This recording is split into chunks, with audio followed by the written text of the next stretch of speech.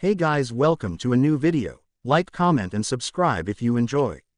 Without any further interruptions, enjoy the what if. Das Licht. Light is easy to love. Show me your darkness, R. Queen. Kurosaki Ichigo. Ichigo was up and gone the instant his legs could hold him without failing. He returned to Las Noches through a garganta, and went straight to the med wing. Peshi was in better condition, but still in a precarious position. He was going to have nasty scars, but it wasn't the physical damage that was the problem, it was the simple fact his mask was shattered. He couldn't leave him like this. He was stepping into the hull when Grimmjow stopped him. Clearly he'd been staking out the med wing, waiting for him. The Espada demanded, "What the fuck was that all about?" Ichigo frowned and kept walking, stepping around him. What was what all about?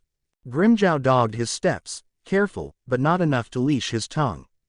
"Don't play stupid, you practically eviscerated an Espada. And, why, you scared the shit out of every Arrancar besides that fucker Ulquiorra." Ichigo looked at him sidelong. "Were you scared?" Grimmjow grimaced, the shame fleeting, but it was present. "That's reassuring, so you aren't batshit insane." Grimmjow shot back, "Are you?" Ichigo's frown deepened. "Zale and I have history.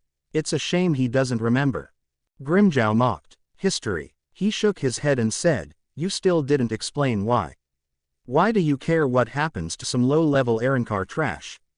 Ichigo let the insult slide, but he realized Nell must have been before Grimmjow's time. How far before? He might not ever know. Time was meaningless in Hueco Mundo. "He's the fraction of an former Espada. I don't recognize him." "Who the fuck are you talking about?" Ichigo said, "Nell, the former Trace Espada." "Who?" Realization crossed his face, brows furrowing. "The brat, you're joking." Ichigo gave him a sour look. Her mask was cracked and it had unintended side effects, it made her look young. Grimmjow didn't deny it was real, but he didn't look sold either. "I've never heard of that happening." Ichigo was still far from happy with the outcome. Well, neither did Zale, because he decided it was worth the risk. And crossing him was more than just a risk, it was bad for his health. Grimmjow looked at him sidelong and growled, "Do something about that, by the way." "What?" Ichigo paused, following Grimmjow's gaze to the blood he was still drenched in. It was just sticky now, sticky and disgusting. That this kept happening didn't seem like a good thing. The Espada added, "Unless you like to scare the shit out of the numeros." Having every Arrancar he passed shiver in fear wasn't ideal. A healthy dose of fear wasn't bad, but terror. Even Aizen knew that wasn't good. Ichigo changed direction and muttered, "Not really." Despite whatever impact it might have on morale, it was probably better to take care of it now rather than later.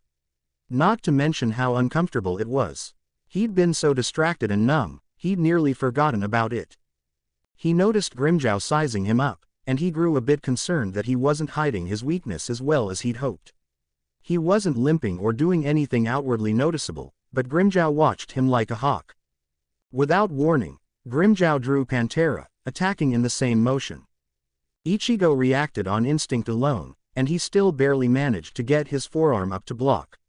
He stopped his sword short from cutting into his neck, eyes widening when he realized what he'd done. Even if Grimmjow's blow had landed, he wouldn't have cut him, but he'd just betrayed the fact his reflexes were shot. Grimmjow's eyes widened. "You're slow." He was clearly surprised that he had been right. Ichigo never would have admitted his weakness out loud, he couldn't blame Grimmjow for trying his luck. Given how often they fought and how keen Grimmjow's instincts were, Ichigo decided he shouldn't be surprised that the Espada had sniffed out his weakness so quickly. Ichigo shoved his sword off his arm, giving his fraction a warning look, and kept walking. Grimmjow didn't attack him again, even if it looked like he was considering it. The Espada sheathed his sword and asked, "How long is that gonna last?" Ichigo wasn't sure if that was concern he heard in his voice or not. He shrugged it off as irrelevant. It wasn't like he had a solid track record. Grimmjow's concern wasn't unfounded. "It's wearing off." Grimmjow gave him a once-over. "That's a pretty bad handicap. The fuck did you do?" Ichigo shot him a glare. "Doesn't matter, it won't happen again." That probably wasn't true, but to this extent. He wouldn't do it on purpose. Grimmjow didn't seem satisfied with that answer, so he elaborated. Not feeling pain has its downfalls. If he felt the obvious pain that accompanied overexertion, this might not have happened. Then again, it was his instincts that were betraying him. He got to the washroom and started scrubbing. He supposed this much blood should horrify him, but it happened so frequently it was merely a time-consuming chore. He had better things to do, but Grimmjow was right, there was no reason to scare the wits out of his entire army. He really didn't want to cut anyone that stumbled into his path to ribbons, but the way the Arrancar snuck around him, he knew that was the consensus. A random Arrancar might not deserve it, but Zale did, Zale deserved it. He clenched his jaw so tight the muscles in his neck went taut. That thought was his, but he didn't have to pursue it. Zale paid with his death already, now he was Nell's, and if she wanted her life back, he would help her take it. She deserved to have what she wanted, she took priority here. Grimmjow leaned against the doorframe, arms crossed. He muttered, I thought I had anger issues. Ichigo was starting to get annoyed that the Espada was hovering. Sorry, but did you want something? Not me, lolly. Bitch won't admit she's too scared to talk to you. He wasn't surprised to hear that, especially after what he did to Zale. What did she want? She said to tell you she got a few. Ichigo raised a brow. A few. Grimmjow looked annoyed by the question.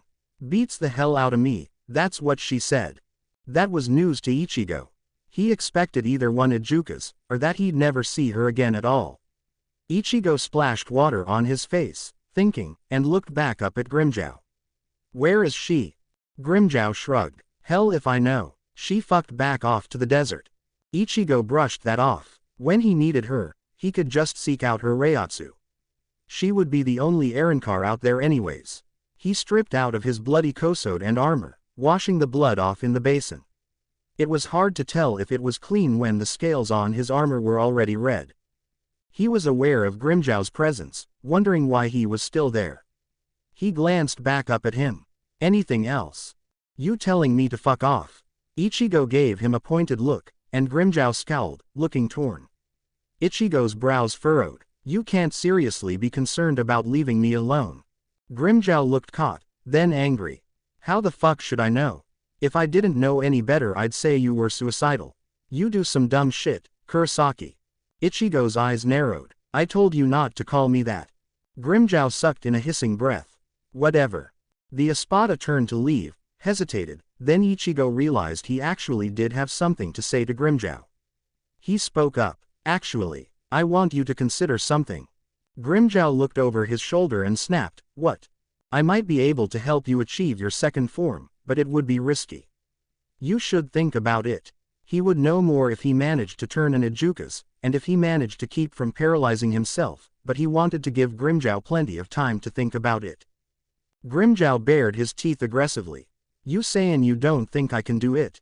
Ichigo stopped what he was doing and just looked at him. Whatever Grimmjow saw in him, he broke eye contact, uncomfortable. Ichigo said, I think you're capable, but time is something I don't think we have. Nothing ever fucking happens, what are you talking about? Ichigo said, I feel a creeping sense of urgency, and I don't think it's paranoia. He looked back down at the armor he'd submerged in the water and said, That's for me to worry about. You know what I expect from you. Grimmjow said nothing, and when Ichigo looked up, the Espada just looked thoughtful, angry. The Espada left in silence, and Ichigo was grateful he was taking his offer seriously. He got clean and dressed, then went to find Nell, dread and guilt settling in his stomach. He walked, not eager to have this discussion.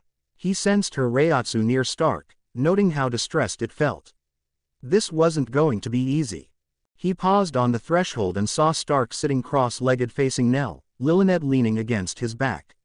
They both seemed upset for once. Nell had backed herself into a corner, curled into a ball. Stark glanced up at him, but said nothing. Ichigo couldn't recall Stark ever having empathy for another Espada, but he didn't seem to have been able to remove himself from being concerned over Nell. Ichigo crossed the room, crouching in front of her. Hey, Nell. She looked up, her eyes red from crying. Is he Realia? He's gone, Nell. I'm sorry. No matter how numb his heart was as a hollow, it still hurt to see the consequences of his failure. He hadn't been the one to kill Dondochaka, but his neglect had still led to it. If he had faced his past and hadn't avoided Zale, no regrets. He asked, "Do you want to see Peshi?" He knew she did, but he was going to pose it as a question anyway. Nell looked over at Stark. He wouldn't let Nell go. Ichigo glanced back at Stark in gratitude. The Espada gave him a knowing look. He was well acquainted with protecting someone, even if that someone was a part of his soul. Nell was still vulnerable like this. He didn't want her wandering around. She was strong when her mask was whole, but crippled, she was a target. He looked back at her and said, "I'll take you to go see him, he's going to be okay." Tears welled up in her eyes and she threw herself at his chest. Nell wants to see Peshi. He sighed and gathered her up in his arms. He still felt a little sluggish as he straightened, but he didn't think Stark noticed. If he did, he made no comment. She fisted her hands into his borrowed kosode in a death grip and climbed up onto his shoulders while he walked them to the med bay. She sniffled, leaning on his head. Why she wasn't afraid of him, and why she didn't put him on edge, he didn't know. It was what it was. He brought her to Peshi like he promised, and she climbed down to the tabletop, sitting beside him. Tears gathered in her eyes, but she didn't cry. You weren't supposed to get hurt. Ichigo backed off, taking up his usual place by the wall. Peshi's Reiatsu was low, which was worrisome. The Arrancar all looked hell-bent on not catching his attention, but they got it anyways. He chose one at random, fixing them with a stare. Hey, come here. She had a mask over half her face, brown hair long on that side to hide it. The female Arrancar stiffened, sweating, and crossed over to him, clearly torn between moving quickly and stalling. She stopped an uncertain distance away and bent in a stiff bow. Heika. He hated formalities. How is he? She straightened, but kept her eyes glued to the floor. He's stable, but his mask seems to have been shattered beyond repair. He's losing Reiatsu. If it continues like this, it might drain his Raryoku. Ichigo let out a hiss of irritation and the Arrancar flinched. Relax, I'm not angry at you. Fucking Zale. He rubbed at a growing headache, not happy about his options. He didn't want to run to Orihime, begging for help every time he fucked up. That wasn't fair to her. He knew she would agree in a heartbeat, but that wasn't the point. He flexed his hand again, his eyes lingering on Peshi. Slow. He was still slow. King, don't even fucking think about it. Do ya even listen to people when they tell ya not to do shit? I might be able to fix this on my own. King, just get the princess. Zangetsu sounded distraught, desperate. She doesn't need to be a part of this. He could still remember that haunted look in her eyes so clearly. She had been shouldering all the guilt of everyone she'd lost. She'd stopped smiling, laughing. He didn't want that to happen. She deserved to be happy. Ichigo ordered, everyone out. King. He didn't have to wait for them to obey. The small handful of Arrancar were up and gone in a heartbeat. He lingered there by the wall, coiling and uncoiling his fingers. His motions were still slow, but it was nothing compared to before. Whatever he did was going to use Peshi's strength more than his own. If the Arrancar grew too weak, trying to help him might just speed up his death. The minutes ticked by, and he was getting more and more certain of what he wanted to try. He pulled the darkness close, gradually. Maybe if he went agonizingly slow, he could avoid hurting himself. It was a theory anyway. He carefully let it gather around him, much to Zangetsu's protest. Even with his meager reishi lessons, he could see now that Alteza was being literal. El Sangre really did flow through him. He seemed to be the conduit that gave it direction and purpose, not unlike Reiatsu. He stepped away from the wall, crossing the room to stand over Peshi. He raised his hands to the sides of his head, his fingertips just barely brushing his temples. He asked quietly, "You conscious?" Peshi opened his eyes, exhausted, but his curiosity was clear in his eyes. Ichigo said, "I might be able to help you, but it will be risky. Do you want me to try?" If things went badly, he would suck it up and beg Orihime, but unless he tried and failed, he wanted to keep her removed from this. Peshi's eyes drifted to Nell. Please. Nell looked from Peshi to Ichigo, understanding well enough what position Peshi was in. She wasn't stupid. She would let Peshi decide on his own, no matter how worried she was. Ichigo remembered Zale's reaction to El Sangre and warned. This is going to be very unpleasant. Try not to fight it. It might be pointless to ask for that, it might not be feasible, but he could at least warn him. He reached out for El Sangre and Peshi shuddered. That strain of passive darkness that lived inside all hollows responded to his touch, something he'd never thought to try before. Now that he reached for it, he found it was all too easy to manipulate. He closed his eyes, extending his senses while also narrowing them to the hollow before him. He could feel his heart, literally broken in the fragmented remains of his mask. Just touching them filled him with a bottomless ache and a need to feed, a carnal desire he refused to humor. He guided the darkness, reshaping and filling the fissures. He returned Peshi to what he was supposed to be, to the form the dark remembered. Ichigo only had to coax it into action, it wanted to be whole. He pulled his senses back, slowly letting his grip on El Sangre slip away. He opened his eyes, feeling a weary sense of satisfaction when he saw Peshi's mask was complete once again. Was it different? He wasn't sure he'd ever paid attention, but he had the nagging feeling it was. He was left to wonder just what he'd done. Ichigo noticed a tremble in his hands, and he let them fall. He could still move, but he was still slowly letting his grip on El Sangre loosen. He wasn't sure how bad this might get. Will this affect you too? Zangetsu was surprisingly serious. No, it's a physical problem, not a spiritual one. Ichigo could feel his hollow pulling on his power, aggressively asking to be let out. Being nearly defenseless in the living world seemed all well and good, but Hueco Mundo. His hollow wasn't having it. Ichigo let Zangetsu materialize rather than argue, and the hollow hovered protectively beside him. I'm not crippled just yet, don't panic. Zangetsu gave him a dirty look, but said nothing. Ichigo looked down at Peshi and asked, how do you feel? The Arrancar gave him a strained smile. Better. Nell started to cry again, dropping her head to his chest. Nell-ish so happy. Don't get hurt again. Peshi lifted his hand to her back with a shallow sigh. Ichigo reassured him. No one will bother you.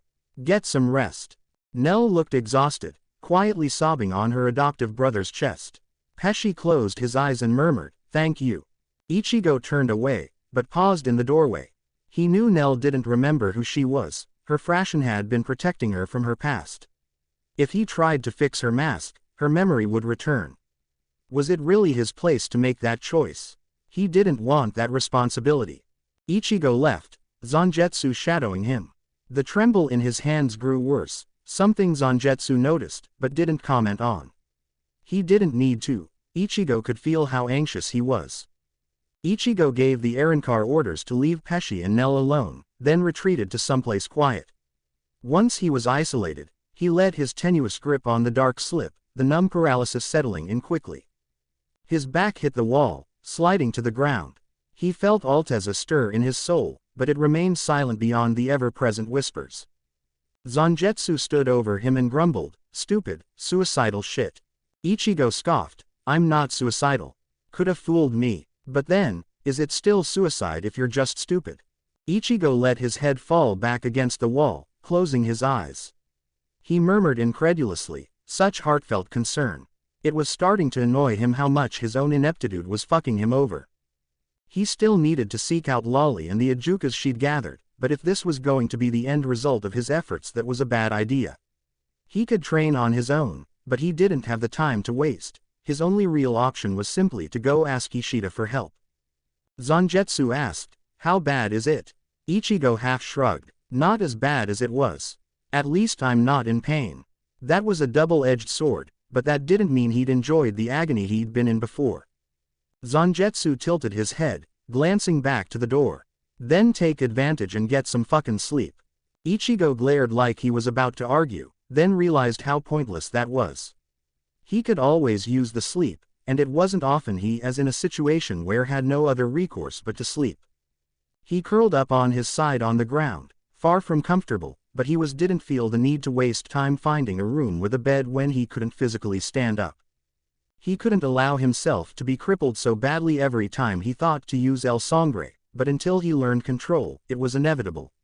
He made a promise to himself that he wouldn't do anything so drastic unless it was life or death. He couldn't afford a weakness like this. It was bad enough Grimmjow noticed. He drifted into sleep, secure in the knowledge Zangetsu would protect him. Quote, quote, he opened his eyes to an endless expanse of desert. Hogyoku Mundo. A dream. That he would be so conscious of it was strange, but he was acutely aware this wasn't reality. Why? He couldn't be certain. It was a filtered realm of shadows and half-remembered thoughts. Can you hear me? This voice was different. This wasn't Alteza. This voice was deeper, softer, mortal. Who are you? The one that came before you. Ichigo had to stop to consider what the voice meant. A host. You aren't as foolish as you look. Thanks. How are you talking to me? Aren't you dead? Yes and no. Alteza is busy holding you together. It's rather noisy unless it's occupied. It seems things are quiet enough for you to hear my voice. There isn't much of me left. Let it count. Visored. It's Ichigo. Visored. Ichigo frowned. Smartass. Just what he needed. He couldn't feel his inner spirits here, which was troubling. So you're the host that came before me. How long has it been? I don't know. I'm a shadow, a memory. Ichigo asked, where are we? I pulled you into my mind, or what's left of it. Ichigo didn't much like the sound of that. He tried to pull himself from this waking dream, and found he couldn't leave. He felt a flash of panic, pulling harder. He heard Alteza's whispers carried on the wind, so soft he couldn't make out the words. Relax, Visored. If I let you leave now, this opportunity will be wasted. Ichigo growled, I don't like being a prisoner in my own mind. Then you must feel how fragile this reality is. Keep fighting against me and Alteza will pull me back under, then all of this will have been for nothing. Ichigo didn't like it, but he felt if he shoved hard enough, he could free himself. That he had an escape helped ease his mind. This voice wasn't lying, this place was fragile, and if he pushed too hard, it would shatter. He asked, what is it you wanted to say to me? Show you. The scenery began to change, the dunes shifting under him until his feet touched something solid. Glass. This is my grave. Ichigo saw a shadowy figure beneath frozen waves, but too far down and too obscured by the distortion in the glass to make out any details. What did this? The host of Daika paragraph Mark Nigan. The voice almost sounded wistful. Ichigo guessed, you knew them. I knew Hera too well. Ichigo wasn't sure what to say to that, and for a long moment, neither of them said anything. He couldn't see him, but he sensed regret, guilt. You were born with one foot in darkness, another in the light. You have a chance, Visored. You didn't. I couldn't destroy what I loved, I lost everything for that weakness. Ichigo had a hard time seeing love as a weakness, it was the thing that drove him. Or so he believed. At this point, he felt like he was nurturing an obsession. You loved her. The Shinigami think a hollow has lost their heart. You know this isn't true, you've given our kind a chance. Ichigo bit back. Our kind. You're one of us. You've felt the void, you understand. Ichigo did understand. Arrancar had a heart, it was their belief that they didn't that tore them apart. Little by little they became more human, they lost their desire to feed off of human souls or hollows and found their heart. In this form he felt that visceral drive and Adjuchas nurtured in fear of regression. He couldn't regress, but that feeling of urgency persisted when he was in this form. Ichigo asked, who is she? She is a Quincy. She is the heart of Daika paragraph Mark Nigan, just as you are El Coraza cubed end Alteza. Ichigo looked down at the illusion surrounding him, at the glass that rippled between him and the last host. There's something as powerful as Alteza. Of course. Balance. It told you, didn't it? What is the antithesis of despair, darkness, death? Life. Yes. Just as hollows are born in death and darkness, Quincy are born in the light, they're born to life. Daika paragraph Mark Nigan is the light, just as Alteza is the dark. These two things can never mix, or so I had believed. You're a strange child. Ichigo felt the fear that this talk might be cut short. Already he could hear the whispers. She killed you. Why? To what end? You know what the Shinigami did to them, even I can't claim to have been so cruel. She needed more power, power Alteza wouldn't allow Daika paragraph Mark Nigan to have. She struck me down, and I let her. I let Hogyoku Mundo fall to ruin. Without a host to channel La Sangre, Daika paragraph Mark Nigan was free to grow. Ichigo heard nothing but regret and nostalgia in his voice. You still love her, despite what she did to you. She was driven by vengeance and pain, how could I not? I've felt your heart. You understand vengeance, don't you? Just because I understand doesn't mean I can abide by it. Ichigo felt the laughter rather than heard it. It was all around him, and it was no less infuriating for it. So you will stop her. Is her vengeance less worthy than your own? That's not it, isn't it? The Shinigami attempted total genocide, would you deny her vengeance? Ichigo had the sense this presence was testing him. If she has it, the world will fall into chaos. That's what Altezza's been muttering about, isn't it? Balance. Since when do you care about what Altezza wants? Since not caring might hurt the people I care about. Is that all that matters to you? What about justice? Who cares about justice? I just want my family and my friends to live. So simple. But then, maybe an ideal isn't enough to place your faith behind. You want to protect, don't you? I'm not going to let anyone die. No one. You've already failed, Ichigo. He felt the depth of his accusation hit him square in the gut. He'd lost all of them, everyone. It couldn't happen again, he wouldn't let it. They would live. Be at ease. I can't judge. I know what it's like to fail. Whispers rushed in around him, filling the silence with the gentle dissonance of madness. Don't fail again. Quote, quote. Ichigo woke up with his hands around Zangetsu's throat. This wasn't anything new. His hollow stared up at him in bored expectation. Ichigo flinched back, taking in his surroundings in rapidly fading confusion. The room was empty. He was alone. It was fine. The only one here was Zangetsu. Don't fail. Zangetsu sat up, asking, what did I miss? Ichigo let his back hit the wall, his breath leaving him in a satisfied huff. It was nice to have a wall at his back. He sank to the floor, his arms resting on his knees. What do you mean? Zangetsu's concern was on Ichigo's mind. He said, that was no nightmare, your mind was Mia. What did I miss? Ichigo let his head fall back against the wall, his exhale shaky. The last host had a little chat with me. Zangetsu narrowed his eyes. Huh, getting crowded in there, isn't it? How did it go? Ichigo scowled at nothing in particular, noting the whispers in his head were back to normal. Was the voice gone, or was that too much to hope for? He realized he never got his name. He answered, it went fine, all things considered. What did he want? Ichigo countered, how do you know it's a he? Ya aren't lucky enough to end up with a lady bouncin' around in her head, king. Fair enough. I did find out that place Altezza won't let me go is where he was killed. It was a Quincy. Oh, yeah, oh, Ichigo thought to ask before he forgot entirely. He called it Dai Ka paragraph mark Nigan, what does that mean? Asan answered, the queen. Ichigo mused, Altezza and Dai Ka paragraph mark Nigan, of course there are two of them, and of course Altezza is losing. He flexed and clenched his hand, still feeling sluggish, like he'd been in the cold for far too long. The Ka paragraph mark Nigan's host killed Altezza's host for a reason. She needed to expand her power, and now she's had an indeterminable amount of time to do it. Asan said, Aizen was the host for a time, was he not? Did this not slow her progress? Ichigo said, I don't think he made much of a difference in the end, or she would have killed him too. Zangetsu said, that fucker Altezza doesn't expect you to kill this bitch, does it? That's bullshit. Ichigo gave him a scrutinizing look. Turning down a fight. His hollow curled his lip in disgust. Even I know how to pick my battles. Ichigo let out an exaggerated sigh and said, given Altezza is inherently at odds with my Quincy side, it would explain this, and why merely touching me had me in pain.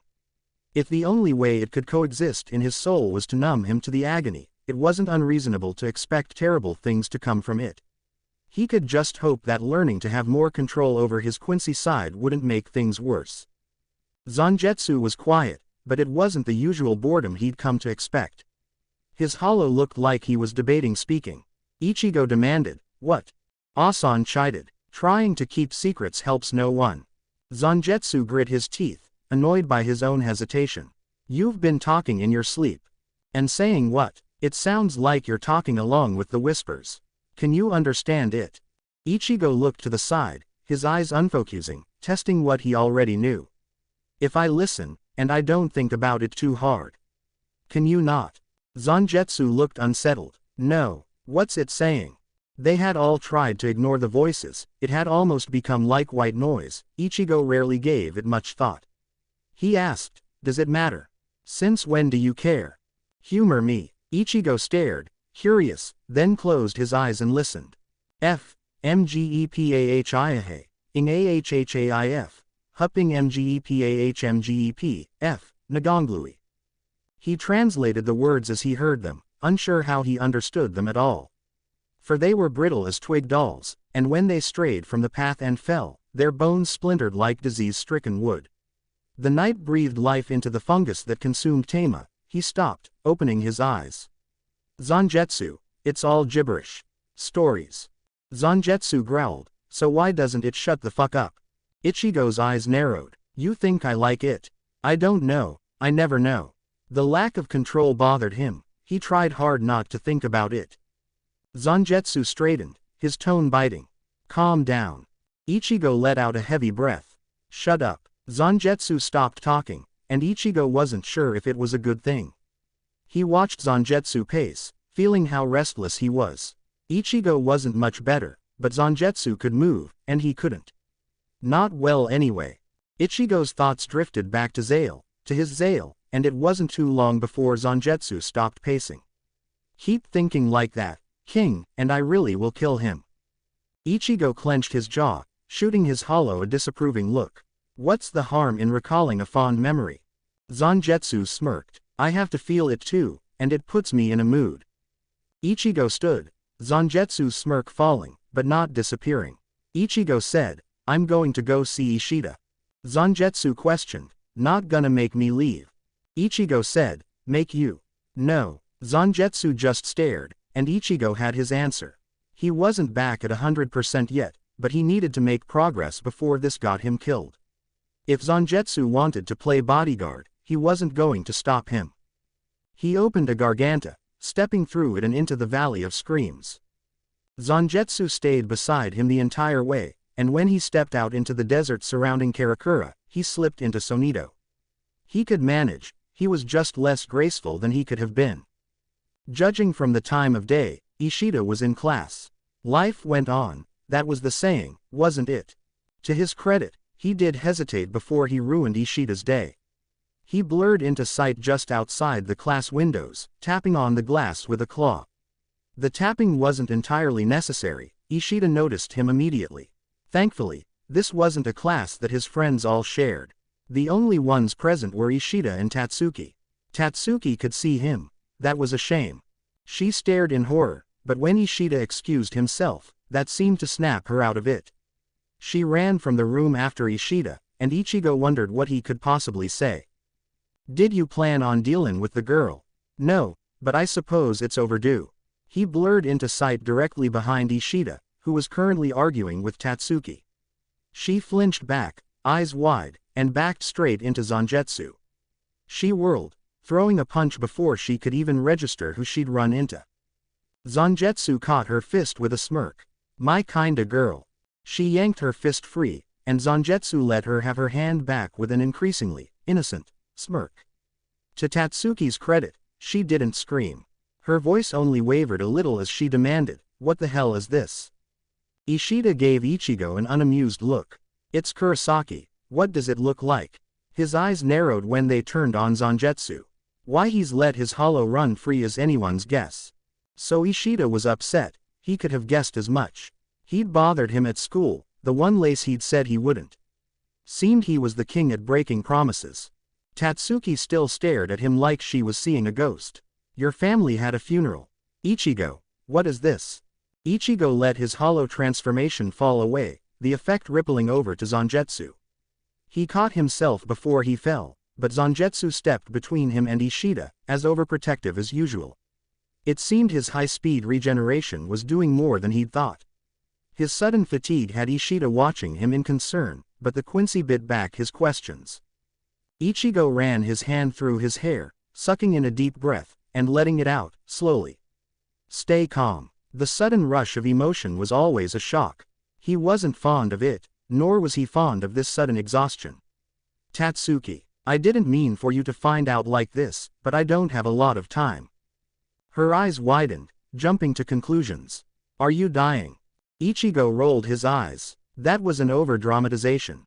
Not currently, but I'm busy, and my business is with Ishida. You should go back to class. She bit her lip, clearly torn. Another day, Tatsuki. If you think they need the truth, I'll tell everyone else too. Annoyance flashed across her face, shoving responsibility off on other people. You're still an asshole. Her criticism stung just as much as they used to, earning her ire was almost nostalgic. If she could be angry with him at all, it meant she hadn't completely given up on him. Sorry, Tatsuki, she muttered, an apology. That isn't like you. She was shaking, he couldn't help but spot her weakness. Whether she was shaking out of fear or anger, Ichigo couldn't be certain. Her faint reiatsu was simply turbulent, he couldn't tell why. We're not done, Ichigo. Not by a long shot. She took a step back, her eyes lingering on Ishida in a silent promise he was going to get spoken to later on. She turned on her heel and went back to class, her hands clenched in fists at her sides. Ichigo sighed, drawing Ishida's attention back onto him. Sorry, Ishida, if I had time to spare, I wouldn't bother you. Ishida's brows furrowed. What's so pressing that it can't wait a few hours? Ichigo said, the same. This is a weakness I can't afford. And Arrancar already noticed, I don't have the luxury of time. Grimmjow wasn't a threat, but if Grimmjow noticed, others could, and would. Ishida narrowed his eyes, looking more closely. What does your condition have to do with reishi control? Ichigo smiled, biting back a chuckle. It's pretty self-explanatory, I'm overworking myself without even realizing it. Ishida gave Zangetsu a cautious look. What about him? Why is he here? Zangetsu challenged. What about me? Ichigo ignored Zangetsu, answering, I'm vulnerable, it makes me cautious. Ishida looked hurt for an instant, but that feeling disappeared before it could take root. If Ichigo didn't know him so well, he wouldn't have noticed. That Ichigo felt he needed to be on his guard around him might sting, but it gave him peace of mind. Ichigo asked, will you help me? It goes against our deal, but you're the only Quincy I know. It might not seem like a big deal to ask for help, but for him, it was difficult. He wasn't used to relying on others anymore. It was one thing to ask someone to train him, and another thing entirely to show up half-crippled to beg for help. It wasn't quite so bad as all that, but he didn't like it any more or less because of it. Ishida grit his teeth, then started for the school gates. Let's go, before I change my mind. Ichigo let out a breath, then followed after him with a mutter. Thanks, Ishida. Maybe it was playing dirty to lean on the Quincy card, but it was no less true. His only options were Ishida and his father, and he'd rather avoid the latter. Nigtiarmaj Pulnafher Lunaf Finglu. Stories. Half-remembered lies, but the whispers continued nonetheless. Maybe if he could get a grip on his Quincy side, he could make the whispers stop. It was a slim hope. Why Alteza carried on at all was anyone's guess. Ishida paused at the gate, gesturing for Ichigo to walk ahead. Zangetsu teased, scared. Ishida only narrowed his eyes in response, not taking the bait. Ichigo slapped his hollow's shoulder as he passed. He already agreed to help, leave him alone. Zangetsu fell into step after him, seemingly at ease, but Ichigo could feel differently. Zangetsu was nervous. His hollow waved the criticism off. He's just as skittish as you, King. How could I resist? Ichigo snapped, try. Zangetsu pointedly ignored Ishida, which was as good as Ichigo was going to get. He was well aware of where they were going, even if they had only met twice so far. He cut across the street, a bit annoyed that he had to follow traffic laws, but it was a small price to pay for help. He glanced back at Ishida, who was watching him the same way he might eye a feral dog at the end of its chain. He could only reassure Ishida he wouldn't hurt him so many times. He'd hurt him once already, even if Ishida didn't remember. His paranoia seemed deserved. He didn't want to think about the Queen, or the Quincy's, so he turned his thoughts on his new puzzle. Ahnythorllll Goknaga. That he was speaking along with Alteza in his sleep was puzzling, but so far seemed harmless. Alteza had an imprint of its last host. Maybe these whispers are the same. The imprint of something it consumed. So why would it just spout gibberish and fairy tales? Hell if I know. Maybe it only seems like gibberish. I'm not going to take goddamn notes. Ichigo's tone was deeply sarcastic. The day I rely on you to take notes is the day I've given up. It wouldn't hurt to listen and see if I repeat anything the next time I sleep. I'm not making any promises, King. What, was there something else you did besides watch me sleep? No, but why the fuck would I want to substitute that for something that's equally boring? Ishida asked, do you have to do that? Ichigo looked back at him, raising a brow. Ishida elaborated, talk behind my back. Ichigo asked, is it that obvious? Ishida just glared, so he could only assume it was. He looked ahead. I'm just arguing. You didn't miss anything. Arguing about what? Zangetsu grit his teeth. Someone's nosy. Ichigo said, I have a whole list of problems, Ishida, this is just one of them. Don't worry about it.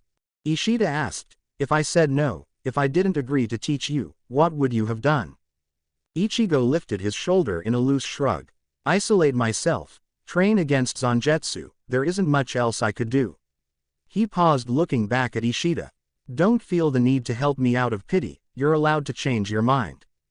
Ishida grit his teeth. Kurosaki, I'm not helping you out of pity. Zangetsu asked, then what? Ishida didn't seem like he'd expected to get their full attention. There isn't one reason, but you're a Quincy, someone has to see to it you don't disgrace yourself. Ichigo shifted, gathering the words he couldn't express enough.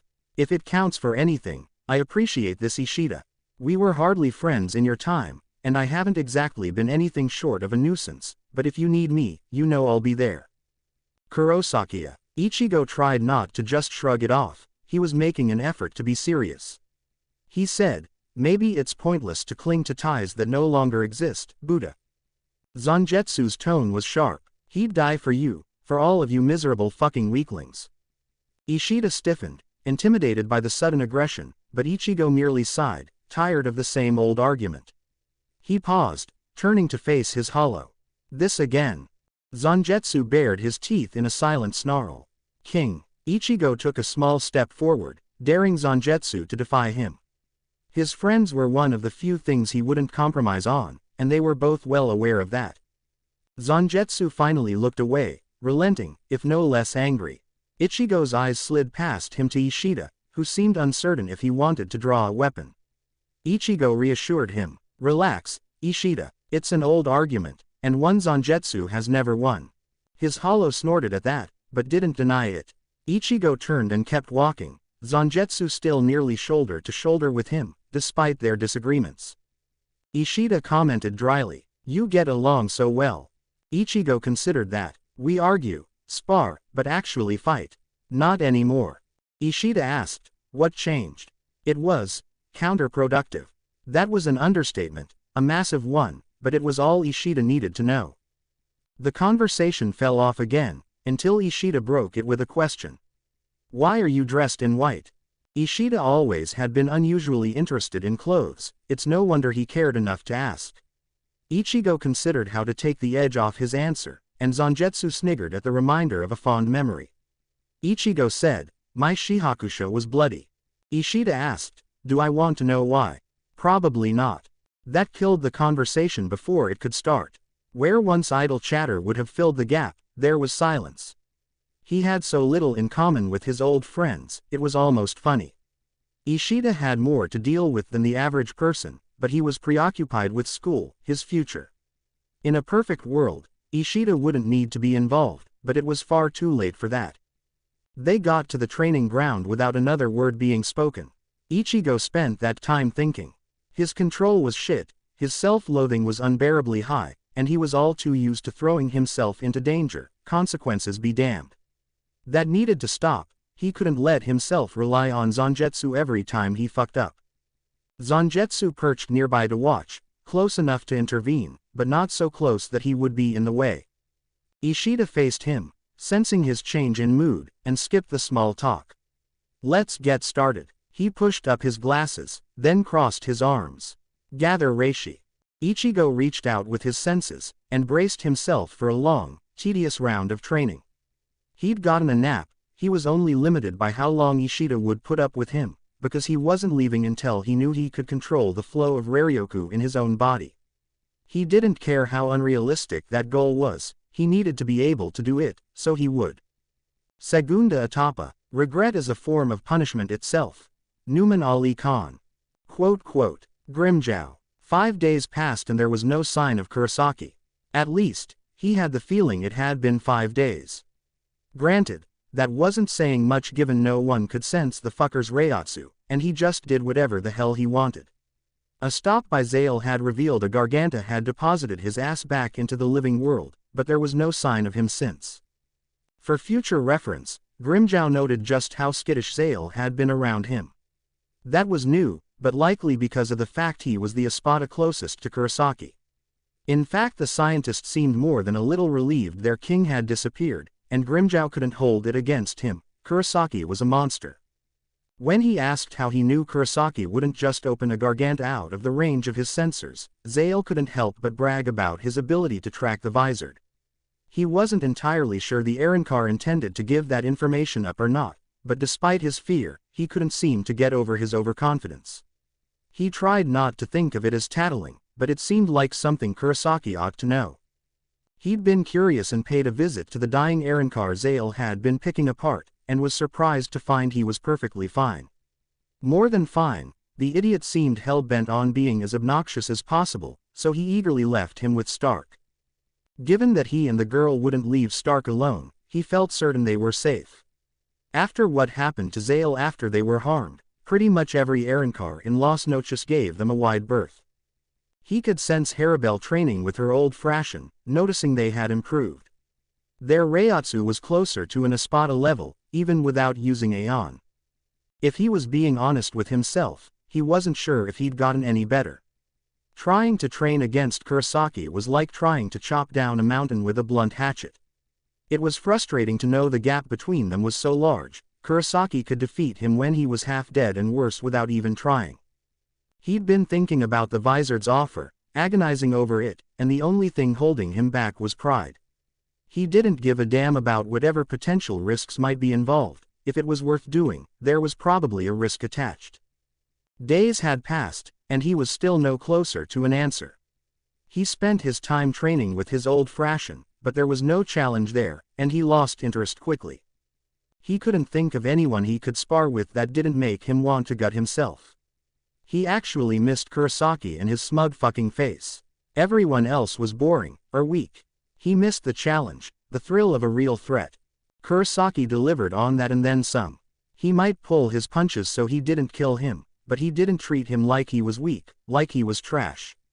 As much as he wanted to believe Kurosaki didn't respect him, he did, fuck if he knew why.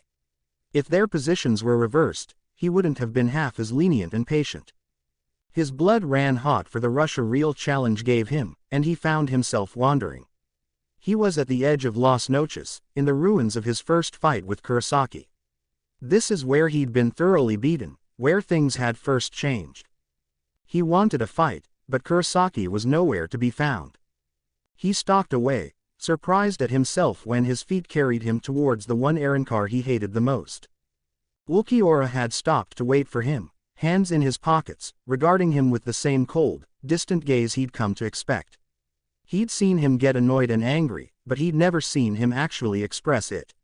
It made him wonder if the Arrancar could actually feel anything at all. The Primera Espada asked, "What do you want?" Grimmjow knew what he wanted, but he wasn't sure if he could bring himself to ask for it. He planted his feet, glowering at Ulquiorra, and forced himself to speak. "Your segunda etapa, I want to see it again." Ulquiorra blinked, and turned away. No, it was like a slap in the face, no matter how expected. Even asking had been a blow to his pride, but to not even be worth his time. He insisted, "I want to see it." Ulquiorra kept walking, his voice monotone. "You're of no interest to me, Grimmjow." Grimmjow started after him, annoyed that he was going to have to chase after him if he wanted to continue talking. He thought the bastard might speak so quietly on purpose. "So why talk to me at all? You're White's lapdog, aren't you?" Grimmjow bristled, grinding his teeth. "I ain't his pet. He keeps you close and assigns you tasks, how is that different?" He kept his battered pride wrapped close, not thrilled about letting Ulquiorra step all over it. He growled, "If you won't show me then tell me, if you broke your mask, how aren't you dead?" Ulquiorra paused. "Who's to say I didn't die?" He looked back, and even if his expression didn't change, he had the feeling he was looking down on him. "Are you a coward, Grimmjow?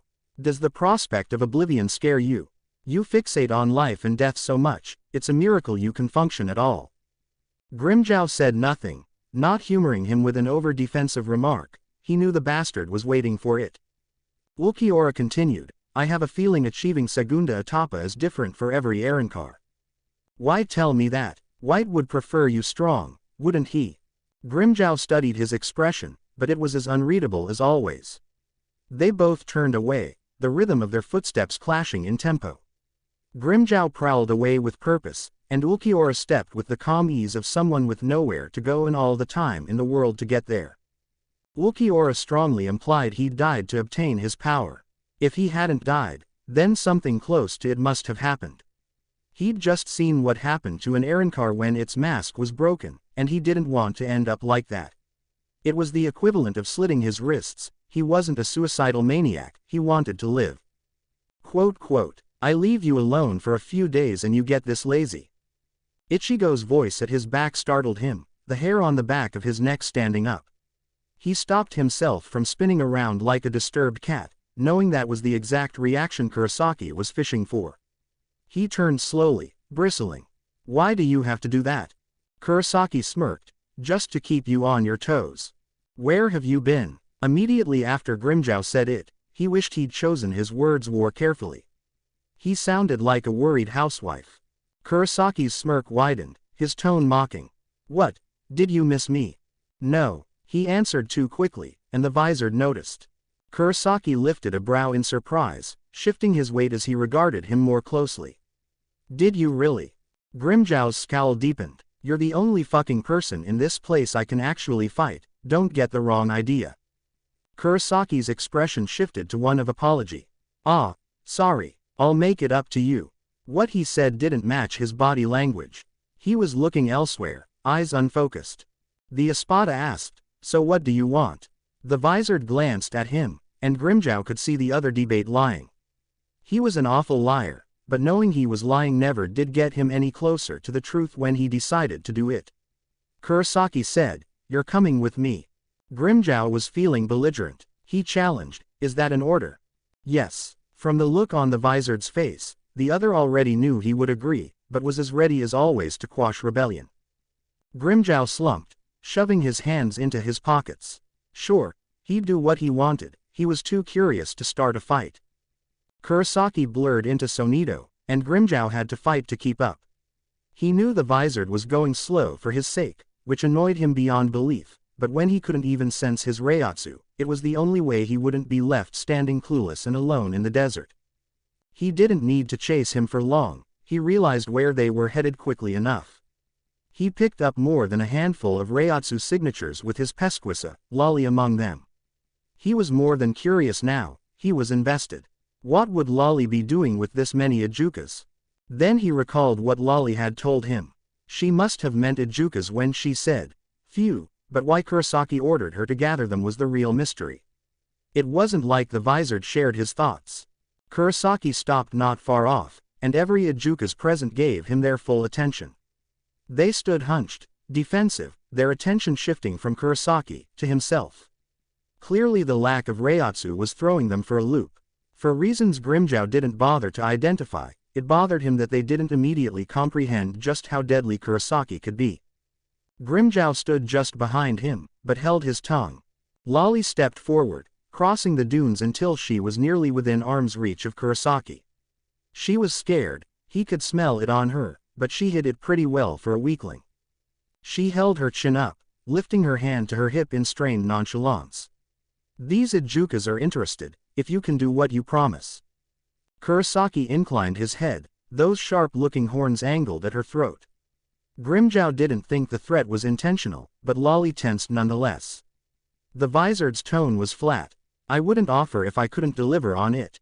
The woman swallowed, then said, "You should know, they say hollows have been disappearing." They aren't being consumed, they're just gone without a trace. It's odd. Kurosaki scanned the Adjuchas thoughtfully. That might be important. Thank you. She flushed, seemingly furious she was being thanked at all. She fidgeted, but didn't get to speak before Kurosaki stepped around her. Which of you wants to be the first?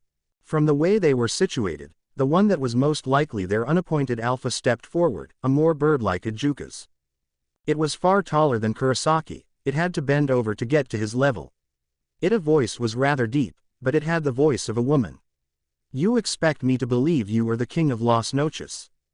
Kurosaki didn't move, his tone carefully neutral. I don't expect anything of you, I rule nothing but Las Noches, I don't know you.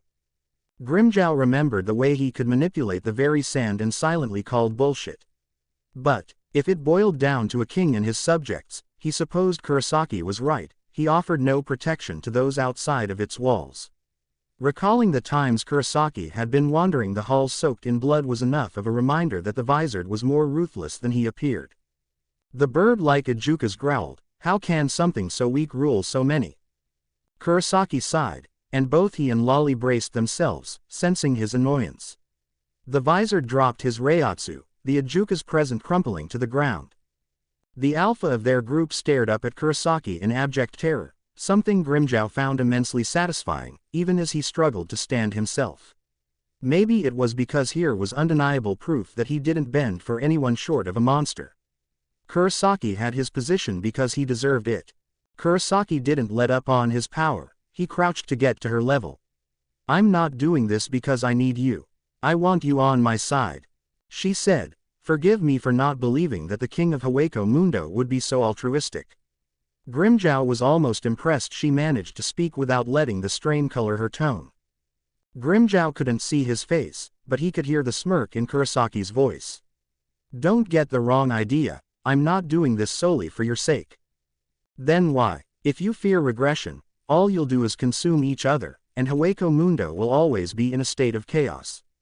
I'm going to change that. Grimmjow hadn't realized how idealistic Kurosaki was. Personally, he looked out for himself, everyone else be damned. He wanted to be king, but king of what? He'd never stopped to consider it. Kurosaki continued, do you wish to be free? Does this not come at a price? Do you not expect loyalty in return? No, I told you what I want. I don't need you, but if you wish to join me in Las Noches, you wouldn't be turned away. The choice is yours. Should you change your mind, you're also free to leave. He warned, but know what, while you have my protection within Las Noches, that ends the moment you leave my rule. Kurosaki straightened, the weight of his Reiatsu abruptly lifting. His tone was harsh and unyielding. Decide. The Adjuchas straightened, none privy to their thoughts behind their masks. The bird hollow finally spoke. If you do succeed in completing my evolution, you'll have my loyalty, White. The others stepped back, distancing themselves from her choice, but remained to watch in tense silence. Kurosaki reached out with a hand, but let her be the one to decide to close the gap. I need to touch your mask. This will be unpleasant, but bear with it. She crouched, lowering a long, arched neck so her mask was pressed to his palm. Grimmjow stepped back, his instincts railing against him for no visible reason. The sand at Kurosaki's feet rippled, darkness pooling around him. It flowed gently for a moment, then ceased at the same moment the bird Adjuchas started to scream. It was a wretched sound, full of all the emptiness every hollow knew and understood. She twisted and shivered, but Kurosaki's grip was firm, he didn't even budge. Slowly, darkness bubbled from the cracks in her mask, surging over her until she was consumed by it. It grew thicker, violent, surging around the pair in a viscous torrent. Kurosaki suddenly let go, breathing heavily, clenching his hand into a fist. The darkness seeped back into the sand-like waves on the shore, leaving in its wake a naked woman. She was curled up on her side, shivers rolling through her back and shoulders. Long, white hair was sprawled over and around her, concealing her face. Saying nothing, Kurosaki proceeded to strip out of his kosode. He crouched by her, draping it over her shoulders.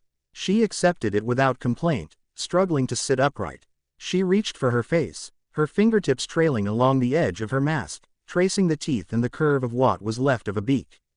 Half of her face was concealed in the fragments of her mask, her hollow hole remaining in the middle of her chest. Kurosaki picked up a sheathed sword on the sand beside her, handing it to her. She accepted it with barely concealed reverence. She whispered, "Shirasugia," as she held it to her chest. She bit her lip to hold back what Grimmjow expected were tears. He couldn't judge her for them. It was a painfully liberating feeling to be free from the constant hunger and fear. No doubt she'd expected an elaborate trick, or even a trap. To simply be given what she wanted with no strings attached was unheard of in Hueco Mundo. If Kurosaki was fishing for loyalty, this was a surefire way to get it. She doubled over in a low bow, her hair cascading over her shoulders to the sand, sword still clutched to her chest. "Heika, you have my sword, and you have my loyalty, for as long as I live." Kurosaki straightened, gesturing for her to stand, even if she couldn't see it. "Get up, I've never liked formality." She stood, legs shaky, and Grimmjow could see the admiration and awe in her eyes. Intentionally or not, Kurosaki had her hooked. "So long as you serve me, your enemies are mine." Grimmjow found it curious that statement wasn't reversed. Weren't Kurosaki's enemies their enemy by extension? He felt the Vizard had deliberately avoided saying so. Kurosaki's attention shifted to the rest of the Adjuchas, and they seemed just as awestruck as their unofficial leader. He said, "If you decide to join her, it'll have to wait. 1 a day seems to be my limit. I'll be back tomorrow." If there were any complaints, none of the Adjuchas were bold enough to voice them. He looked to Lolly. "Show her back." Lolly snapped, "What makes you think I'm going back?" Kurosaki's tone had a layer of faux confusion. "Was I mistaken?" Lolly flushed, and gave the new Arrancar a solid shove between the shoulder blades towards Las Noches as she stomped past. Kurosaki chided, "Try not to be a bitch." Grimmjow heard her mutter something like, "Go fuck yourself," but Kurosaki didn't react, he only rolled his eyes. He supposed the best thing to come from this exchange of power was that Kurosaki gave a shit about their opinions, he didn't shield his ego from insults. At first Grimmjow saw it as a weakness that he wouldn't punish that sort of behavior, but he began to see it differently. Insults really did appear to bounce off of him. There were only a few things that truly seemed to get under his skin. Zale, touching him, and using his real name. Kurosaki glanced back at Grimmjow in silent invitation, then stepped into Sonido. Grimmjow followed, surprised he was heading away from Las Noches. He didn't go far, he only put enough distance between him and any living thing so he was out of casual sensing distance. The instant Kurosaki stopped, he dropped his hollowification. His hair became shorter, his hollow hole vanished, he appeared to be a normal Shinigami once again. Lines of light streaked along his skin, glowing faintly, but even those began to fade. The Vizard answered his unasked questions. "I'm new to this, it's hard to do when I'm hollow-feet." Grimmjow had the sense he was underestimating what had happened. He could see the tremor in Kurosaki's hands even from where he was standing. He asked, "Why bring me out here at all? You seem to have this shit handled." Kurosaki flexed his hand, frowning down at it, then shifted his eyes to Grimmjow's. Even when he wasn't hollow-feet, the severity of his attention always made Grimmjow tense. The Vizard said, "I wanted you to see what it was like." "Okay, I saw, so what?" Kurosaki's eyes narrowed. "It'll be worse." Grimmjow bared his teeth in a snarl. "So what? Pain isn't a consequence." The hybrid closed the distance between them, and at the look on his face, Grimmjow had to fight to keep from running. Lashing out wouldn't work, and that only left flight. He took a step back, but too slowly. He sucked in a breath in shock when the other thrust his hand through his hollow hole. It wasn't pain he felt, it was the deep, cold reminder that he was less. Grimmjow jerked back, grasping Kurosaki's wrist in a futile attempt to force him to back off. The Vizard suddenly had his hand around Grimmjow's throat, his grip only tight enough to hold him in place. Grimmjow panicked, trying and failing to keep it from his face. His helplessness surfaced in rage, abandoning his grip on Kurosaki's wrist to grasp Pantera. Kurosaki made no move to stop him, his expression just as calm as it had been when their eyes met. "Grimmjow, I know how wrong this feels, how badly you want to deny what you've lost. If I help you, it will be so much worse. I want you to understand just what it is I'm offering you. It's more than pain, or power, you'll be as close as you can be to becoming whole. Grimmjow's grip on Pantera tightened, but he didn't draw it. It was a comfort. More than anything, he knew he couldn't hurt the Vizard. He warned, Kurosakia.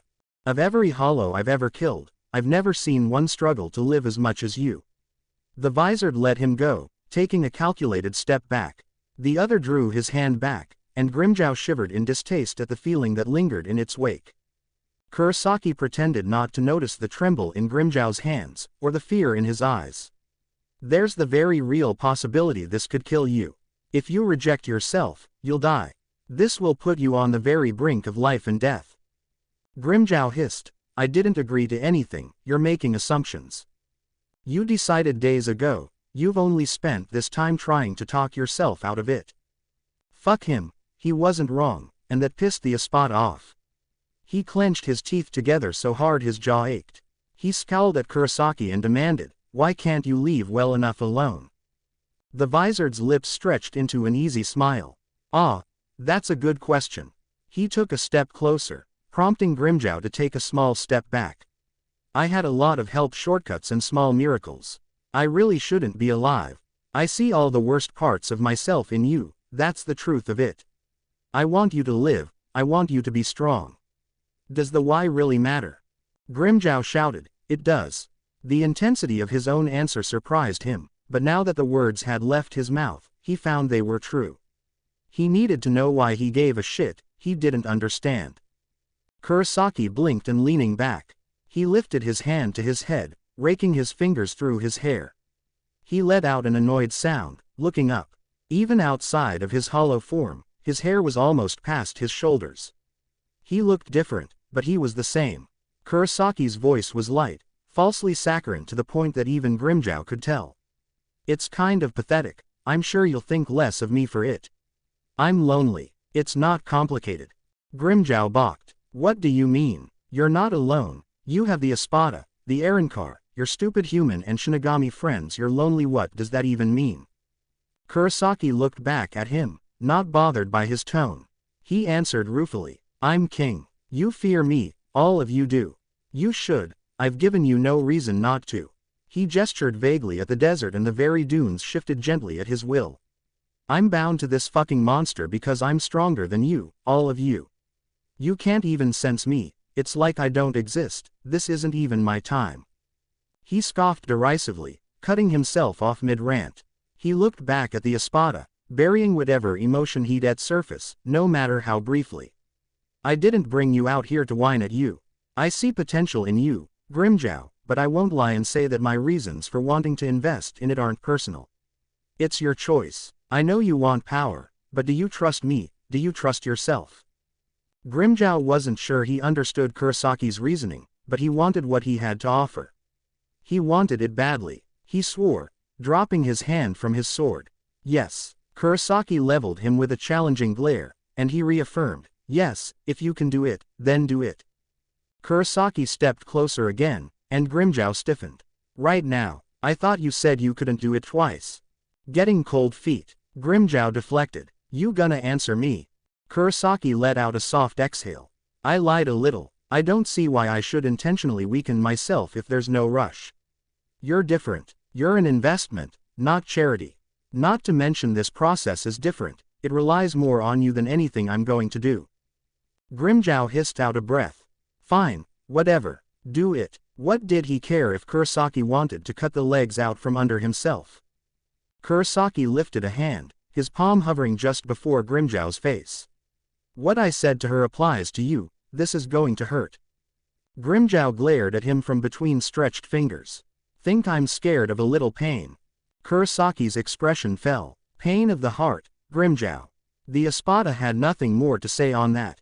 The Vizard let out a slow breath, then closed his eyes. Grimmjow tensed in anticipation, his instincts urging him to run, but he held himself in place. The sudden shock of pain through his soul made him gasp, then he was jerked down into unconsciousness. There was only darkness and pain. He was wrong, it wasn't unconsciousness, it was merely a formless prison inside his own mind. He couldn't move, or scream or fight, he just had to suffer the agony of the deepening chasm in his chest. He could only wait in horror as it threatened to consume him. Kurosaki's voice echoed in his mind, thick with disappointment. Is that all? I thought you were a fighter. Grimmjow's eyes flew open, taking in the darkness of Hueco Mundo.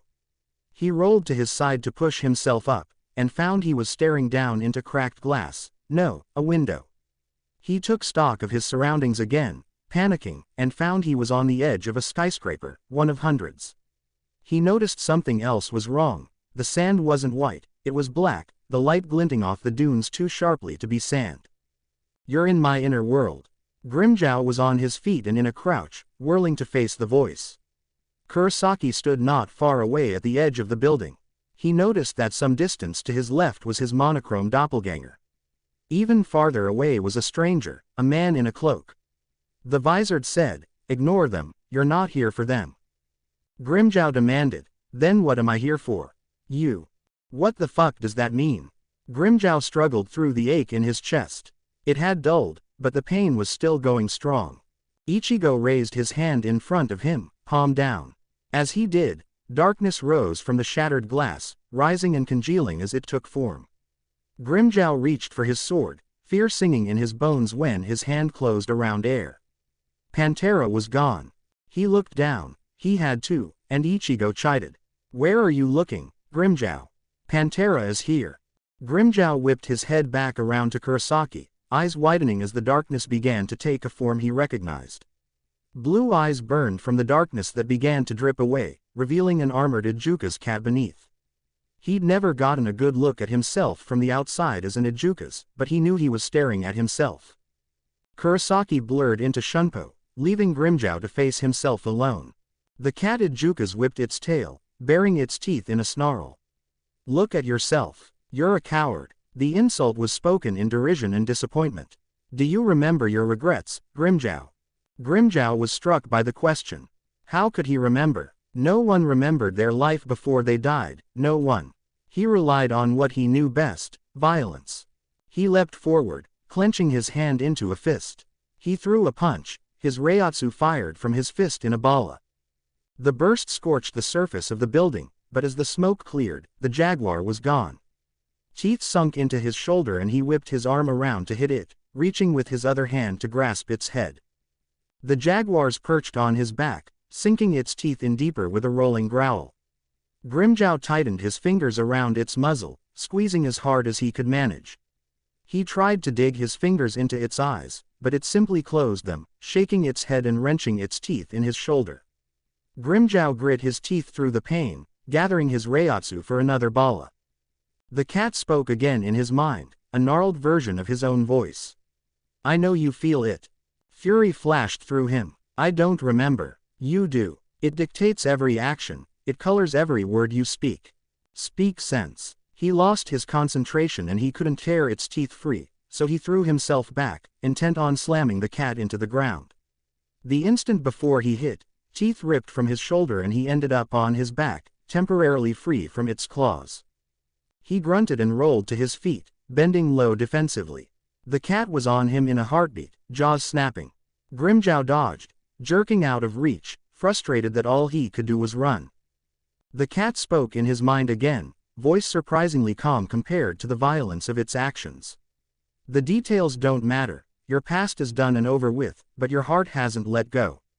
I know you feel the regret of broken promises and betrayal. Why do you claw your way to the top? What's so awful about being weak?" "Shut up," Grimmjow shouted, barely managing to pull his arm away out of reach of the cat's jaws. The pain of that first attack on top of the pressure in his chest was all too distracting and it was slowing him down. The cat was focusing on his injured side, and the click of its teeth were getting closer and closer to rending flesh. The cat's voice infiltrated his mind again. "Tell me what you fear. Acknowledge it." Its jaws clamped shut like a bear trap on his forearm, yanking him forward and within reach.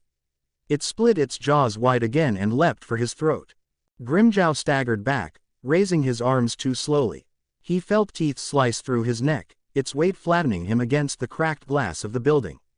He went still out of pure instinct, and the cat held firm, blood pooling hotly on his skin and the hollow of his throat.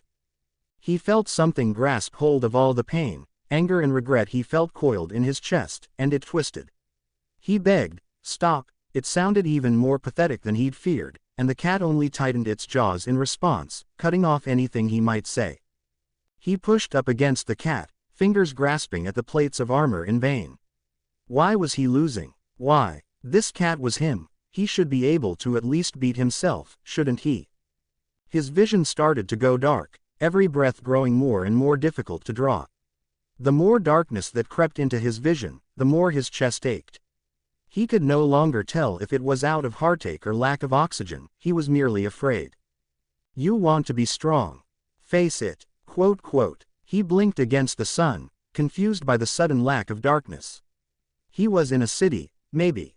Things were blurred, faded, motion passing in unfocused blurs around him. What is this? This is the moment of your death. You never forgot. No hollow could, it's the center of who you are. The shadows stuttered and took form, yet he still couldn't make out what he was looking at. The physical pain he felt before was gone, a new pain taking its place. He reached for his stomach, shocked to find his hollow hole was gone. Instead his hand was wet, blood pooling between his fingers. What? He looked down, taking his hand away to study the glisten of blood. This ache in his chest, was this regret? Why? He looked up and he saw himself, mirroring the shock of his own reaction. He was shot, he remembered. How could he have ever forgotten? Who shot him? He couldn't remember. He couldn't remember. Someone was standing in front of his vision of himself. He stepped closer, trying to make out their face. He was close enough to touch them, but their identity escaped him. He was afraid, and it made him set his jaw in frustration. You don't want to remember. You've always known. He saw his other self fall to his knees in his peripheral, but he didn't turn to look, he was still studying the man before him. No, Arturo. He was too weak, he'd let him down. This was long since done and over with. There was nothing he could do for him anymore, but the regret still stung so sharply. Arturo was the one that held the gun, but the one who'd really pulled the trigger. Arturo came into focus, tears gathering in his eyes. How could he have forgotten that look? That look of absolute horror. Then he was gone, running. He disappeared from his memories, turning to look down at himself, face down in a growing puddle of blood. He felt the fire of bloodlust spread with the pain, growing stronger the closer he came to death. He'd wanted to kill the people that caused this, the people that stole Arturo's life. He'd nearly skipped entirely over being a plus, he'd come back just in time to watch his friend spiral into despair.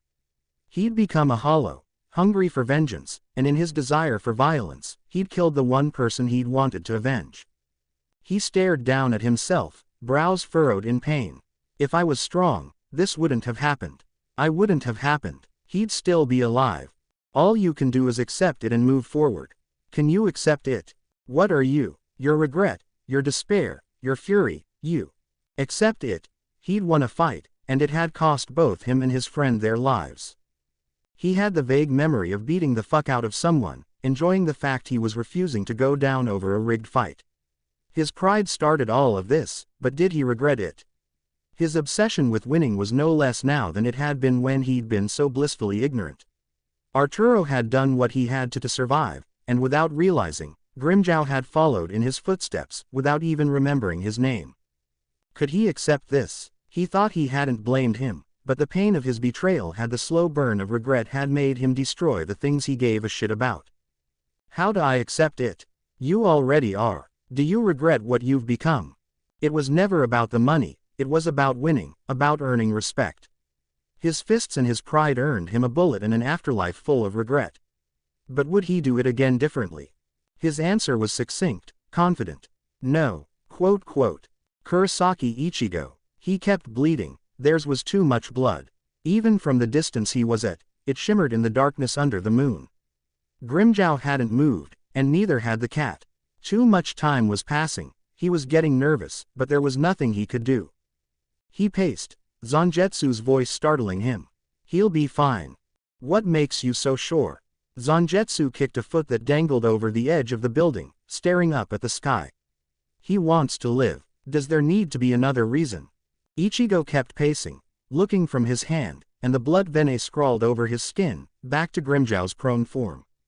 The darkness was still permeating every aspect of his physical being, so when he died, he felt it ripple through his entire soul. He stiffened, Zangetsu sitting up in shock. The three of them stared over at Grimmjow, and the cat was gone. He was dead. He let out a slow, steadying breath. He extended his senses, holding back any panic until he was sure. Seconds passed. There was still something. Reiatsu, dim, but there. His brows furrowed in concern, taking a small step forward. Reiatsu flooded from Grimmjow in torrents, and he let out a sharp breath in relief. He closed his eyes, and when he opened them, he was back outside of his body. Reiatsu swirled around Grimmjow in blue streaks like lightning, far more powerful than anything he'd felt from Grimmjow before. He felt something similar when Ulquiorra ascended to his segunda etapa. His Reiatsu was heavier, solid, vast. It swirled in closer, closer, until it settled over his skin. Grimmjow wasn't in his Resurrection form, this was something different. This looked close to his resurrection, but it was wilder, sharper. His claws were longer, black fur racing up his arms, streaked with teal stripes. His tail was just as long, if not longer, coiling around him like a snake. His feet were clawed much like Ulquiorra, near talons sinking into the sand. The armor he wore like a second skin was segmented with rivers of black, every inch of the espada a bladed weapon. It seemed fitting that someone so aggressive would be so inherently adamant that others stay away. His mask was gone, his hair streaked back from his face in wild abandon, blue streaked with black. The lines of where his mask had been were marked on his face in thick black lines, blue eyes even more startling against them. Grimmjow looked to Ichigo and smiled, flashing a mouthful of razor-sharp teeth. "Well, looks like I ain't dead after all." Ichigo couldn't help but flash a cocky smile back at him, relieved he was alive, that he'd finally made progress. "You came damn close." He reached back for Zangetsu. "Ready for a test run?" Grimmjow laughed, the sound full of giddy exhilaration. "Like I would let you refuse." Grimmjow blurred out of sight, the sand displaced from the mere power behind his sudden movement. He was so much faster than before. With Ichigo's body strained from keeping such a tight grip on Blood Vene, he was more sluggish than usual. He drew his sword and blocked his Fraxian's attack, his expression a mirror of Grimmjow's. Finally. He'd been waiting for this for days, he never thought he'd get to see it so soon. They exchanged a frantic, quick series of blows, and Ichigo found he'd already drawn his other sword. He hadn't even thought about it, it simply felt right.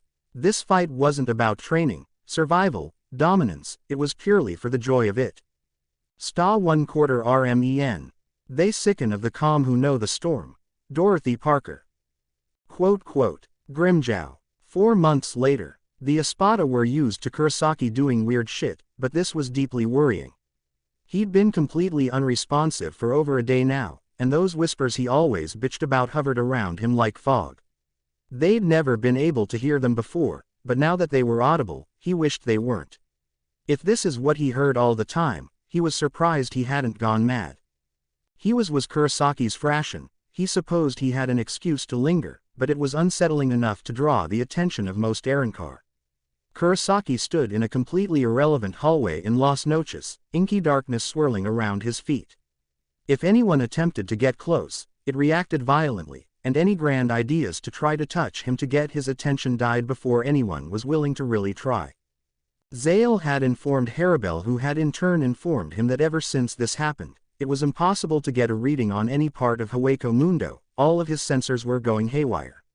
This led them all to believe that whatever was going on involved Alteza, and all of Hueco Mundo.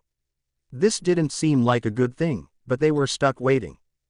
As he leaned there against the wall, Grimmjow couldn't be certain, but it seemed like the hallway was wider.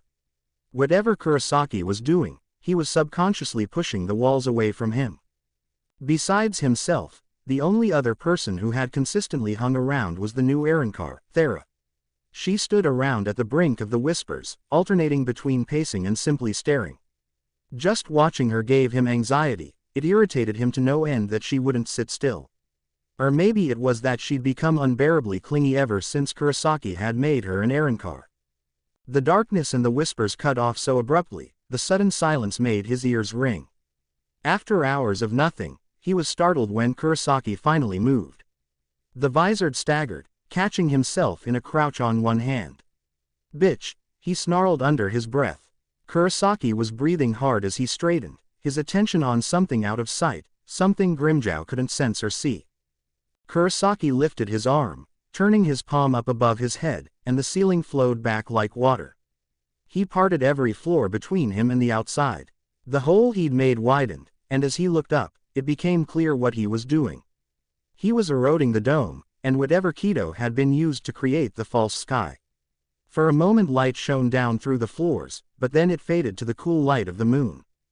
Thera was new to this level of Kurosaki's bullshit, as were the other Arrancar that had happened to be there, but that didn't stop them from rapidly backing up.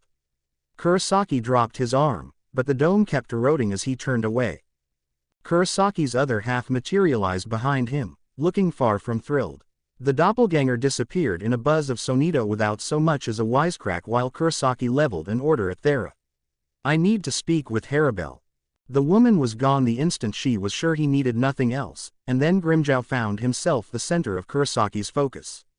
He blinked, and the Vizard was suddenly inches away.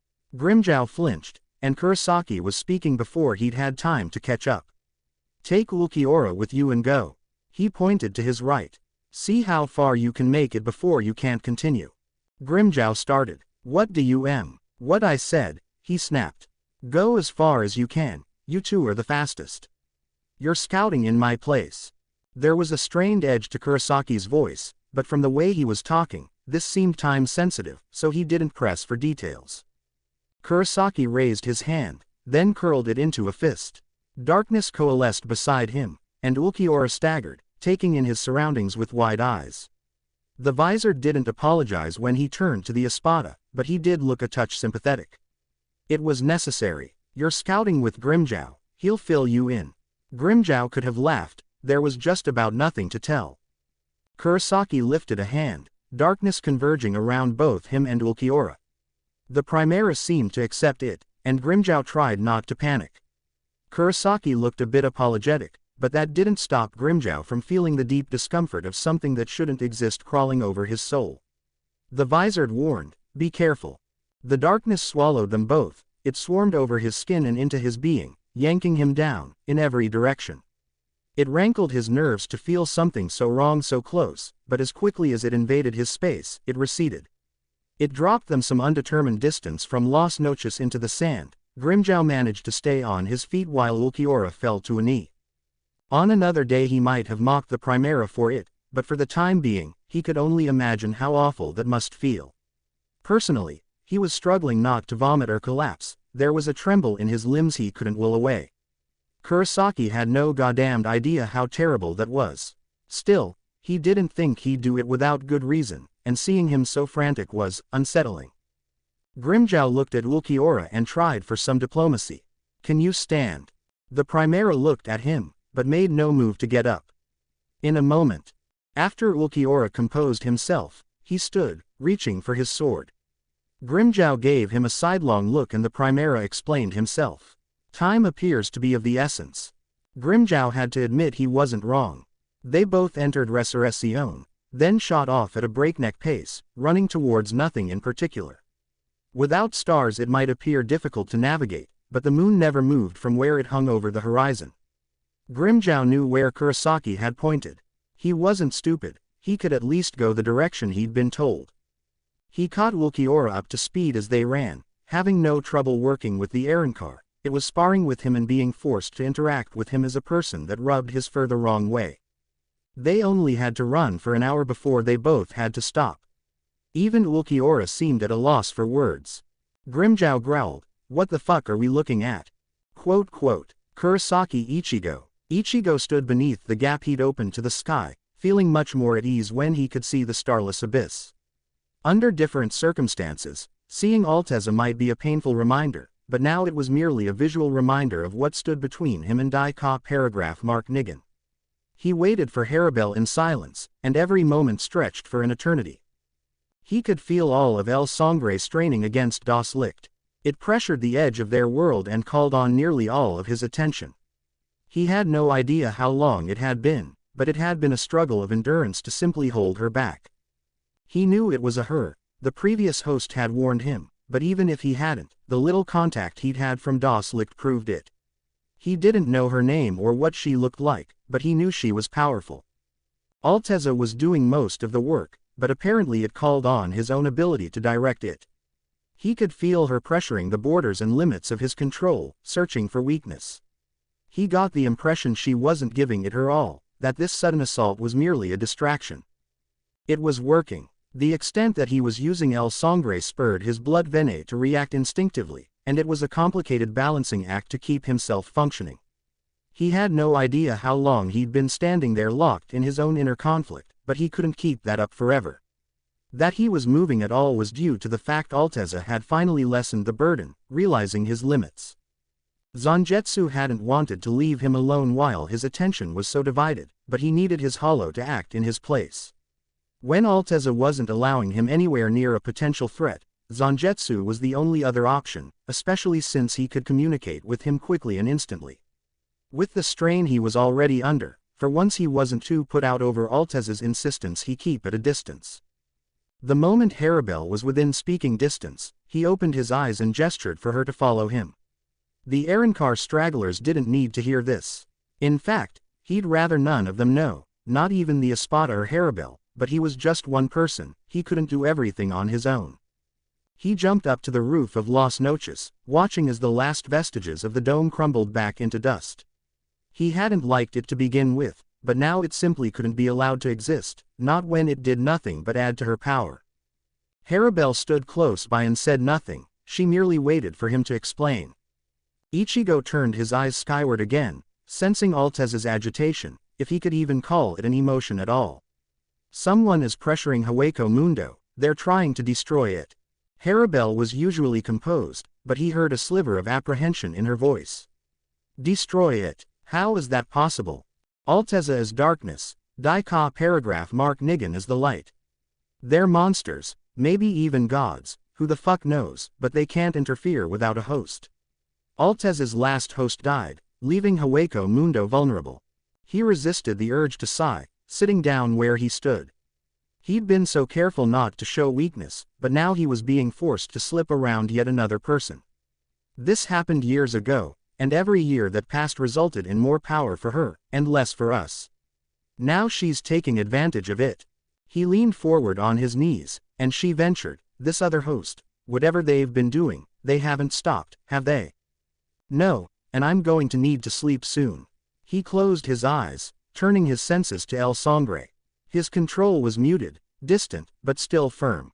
Alteza wouldn't let him mentally anywhere near her actual assault on the world, and Ichigo decided it must have done so out of self-preservation of its host. If he was under this much strain from miles away, he didn't want to know what it would be like if he was directly in front of her. He said, the silver lining in all of this is that if she feels the need to hammer my defenses from a distance, that means I'm a threat. Do you know where she is? No. Yes, sort of. He made an aggravated sound. She's hiding in Soul Society. I see. There was no practical way to invade without also being attacked by Soul Society. It was a shit position to be in, and he was too preoccupied now to even think about it. He looked up at her. This is taking a good deal of concentration, can I count on you to handle the rest? He was bundling a whole lot in that statement, everything really. She paced over to stand before him, then crouched so she was on his level. You have a difficult time relying on others. He winced, always ashamed when every time he was called out for it. Of course I'll help you, we want the same things. She studied him and spoke carefully. I'm still not sure I understand why you're going to such lengths, but you've done much to help us, I've grown rather fond of you. If you need my help, you have it, White. Out oh. Herribel got up, dipping her chin a fraction in a respectful goodbye. Ichigo returned it and said, don't let anyone get close to me without explicit permission. I'm distracted, I don't want Alteza to lash out on reflex and kill anyone. Understood. She turned, then paused, try to sleep, you can't be perfect, no one expects you to be. She left and his mind wandered, comparing himself to Aizen once again. Aizen hadn't relied on anyone, and his existence had been a miserable, lonely one. He didn't feel so lonely anymore. Find anything, Zangetsu.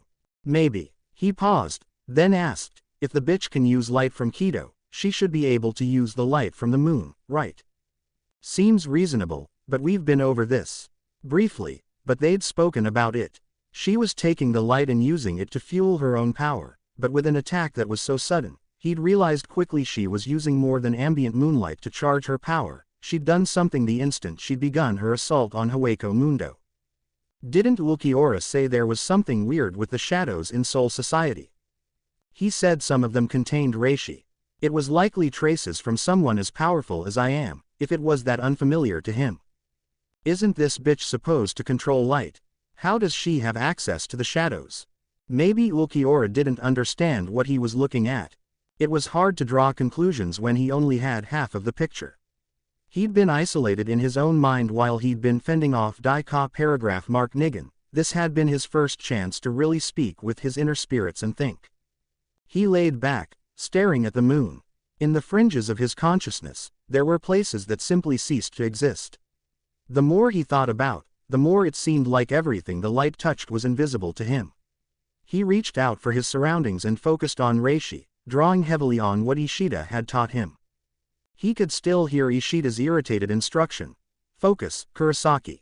It's not Reiatsu, it's reishi. Stop using your own power, you need to leech energy from your surroundings. You're taking, not giving. Ichigo sat bolt upright. Reishi. The fuck is that supposed to mean? Reishi. The reishi is different. He leaned on his Quincy abilities, which dampened his control on El Sangre, but for the moment that was acceptable, he needed to know. Much the same way he could feel the sands and the darkness shifting around him, he could feel the reishi within the air, the stone, and the light. Balance. I get it. King, explain. When I use El Sangre, it doesn't behave like Reiatsu, it doesn't return to me.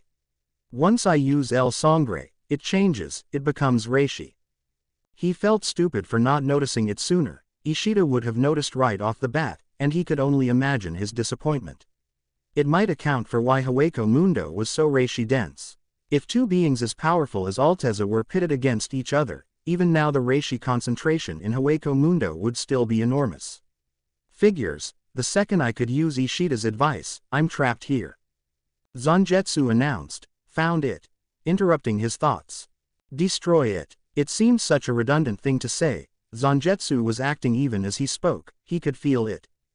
He didn't need to see what Zangetsu saw to know what he'd discovered. There were blank spaces in his senses, like wells of light in the dark, and Zangetsu was seeking out and destroying them. This so-called queen hadn't come here herself, she'd sent pillars to hold up her own power and make it stronger, but if they were destroyed, his defenses wouldn't be so pitiful, and he wouldn't be blindsided like this again. Zangetsu. The sword that stuck from the sand before him was made of pure light, a construct of reishi. It illuminated the dark like a small sun, small arcs of light curling over the surface of the blade. All in all, it wasn't too stable a thing, especially so far from its creator, but it was dense and so compact, an attack was meant to cause catastrophic destruction. Good thing that didn't matter to him. He drew the sword on his back, charging a Getsuga, and loosed it at the sword. The backlash was intense, reishi cut his skin as it streaked past him.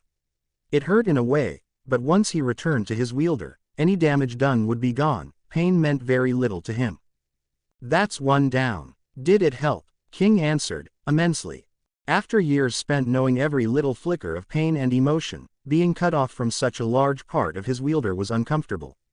Parts of King's mind were simply off limits, not due in part to anything Kurosaki had done. He hated Alteza in a way King would never understand. He asked, how many more? 11. 11 of these were what was keeping King locked in his own subconscious. It had to have been a day, and in that span of time, he'd been furious. How dare that Hanzi Sanuva bitch separate him from his wielder? King was his to protect, and he'd been taken away so easily. It was one thing to be suppressed by King, and another for his voice to fall short, to have to watch King suffer alone. He might have had his ability to feel pain stolen away, but that didn't apply to all levels of discomfort. He knew the panic that came hand in hand with losing control, how could he forget?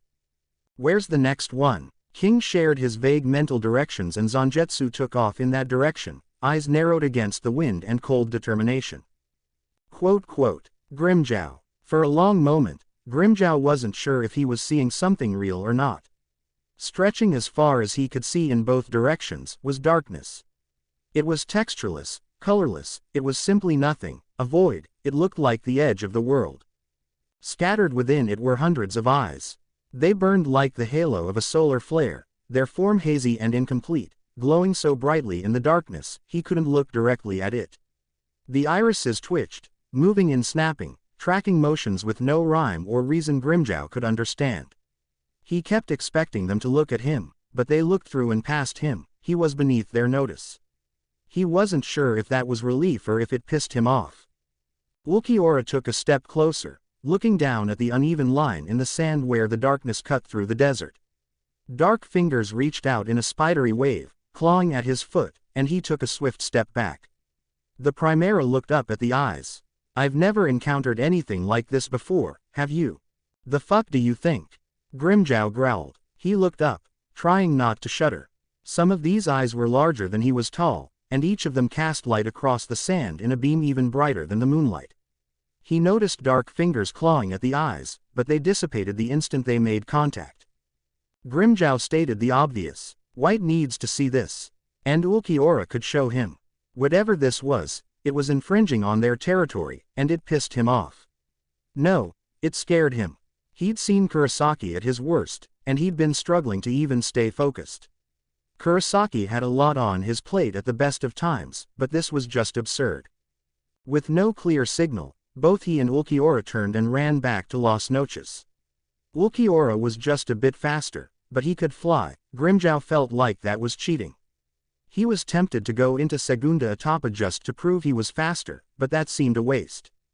He glanced up at the starless sky, and for once, his knowledge of what lay above him was reassuring. Rukia. 2 years later. With each step she took through the Valley of Screams, the more uncertainty weighed on her soul. This was a one-way trip. She was putting an immeasurable amount of faith in the man she thought she knew. She knew Ichigo, but she knew Ichigo as a headstrong teenager, not this older, jaded version. The Ichigo of the future was distant, quiet, distrusting. It had been years now, but she still remembered the way his eyes never settled, the exhaustion that settled over him like he was a hunted animal. He was different. She could also remember the way that had all changed when he thought of his family. He wasn't so different that he wasn't still Ichigo. She had to remember that. Urahara insisted he was still the same boy at heart. No, he was a man now, a traitor, and a king. It was easy to forget when her sharpest memories were of that brooding scowl and self-conscious blush.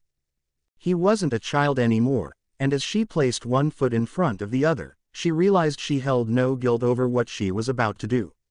There was still a painfully high chance he would make good on his threat and he would kill her, but there was also the hope the Ichigo she remembered would listen, would help. She stepped out into the desert, a gust of wind dragging her cloak along with it, whipping it around her ankles. She looked up, then around at the dunes. In the distance she could see Las Noches, rising from the horizon as a great monolith. She couldn't feel Ichigo, but she could feel the reiatsu of several Espada. She steeled herself for what was to come, boxing off her emotions in case the man she was about to confront truly was the enemy of Soul Society. She ran towards Las Noches, worried she was sprinting towards her death. There was nothing but the sound of her own breath, and the hiss of shifting sand in the wind. It was more beautiful here than she'd expected. She would have thought a land of hollows would be. She didn't even know, but the peace of night was far from what she'd thought to find. She felt several reiatsu signatures approaching, and she slowed to a stop, hand resting on the hilt of her zanpakuto. She didn't draw it, not yet. Any sign of aggression might warrant her death, but that didn't mean she would just stand there and die if she was attacked. She could so clearly remember Ichigo's threat to kill any Shinigami that entered Hueco Mundo. There was the very real fear that no matter what she did, she was dead the moment she'd stepped into that garganta. From the feel of their reiatsu, she imagined that the three converging on her were either Espada rank or close to it. They split as they grew closer, and when they stopped, they flanked her on either side. Her eyes narrowed, nervous, as the one in the center stepped forward. The left side of his face was obscured by a mask, a spike extending from the right side of his head. He towered over her, but she felt certain she could beat him in a fair fight. Him and his friends, maybe not. He spoke softly, more eloquently than she might have expected from an Arrancar. Shinigami, to come here alone you must either be very stupid, or you're here on business. You don't appear stupid. The smaller female Arrancar to her left let out a bark of laughter. Who cares? White says your life is forfeit once you show her ugly face. She had a single, solitary horn curving from her forehead, her left eye amber and outlined in red. The one to Rukia's right had long, white hair, her outfit more revealing than concealing. She had a beak-like mask fragment following the curve of her cheekbone. Don't lie, Apache, I think she's cute. A little short though. Her voice was deep, almost playful. The tall one before her reached for his sword, drawing it slowly.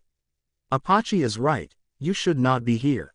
Rukia tightened her grip on her zanpakuto and demanded, I want to speak with Kurosaki. Apache demanded, who's Kurosaki? No one had an answer for her. Rukia grit her teeth in frustration, not having considered that Ichigo might have used an alias. The Arrancar directly before Rukia raised his sword. You're in no position to be making demands, Shinigami, you're not even a Taicho. Rukia ground her teeth with a growl of frustration, uncertain what to do. She started to draw her sword, coming to the conclusion that violence was inevitable. A strong hand over hers stopped her cold, the look of surprise on her face mirrored by all three Arrancar. Even with the added echoing tones, she would recognize his voice anywhere. I'd like it if you didn't kill my Arrancar, shrimp. She whirled, and he let her hand slip from his grasp, studying her expression with a cautious, calculating look she couldn't remember ever seeing on his face before. He seemed to be bracing himself, as if he feared he was about to do something he didn't want to do. He asked, what did you come here for, Rukia? Rukia noticed that somewhere between Ichigo showing up and turning around, she'd been dangerously distracted. She couldn't mark the moment the three Arrancar had dropped into a bow. The white-haired one in particular had even dropped to a knee.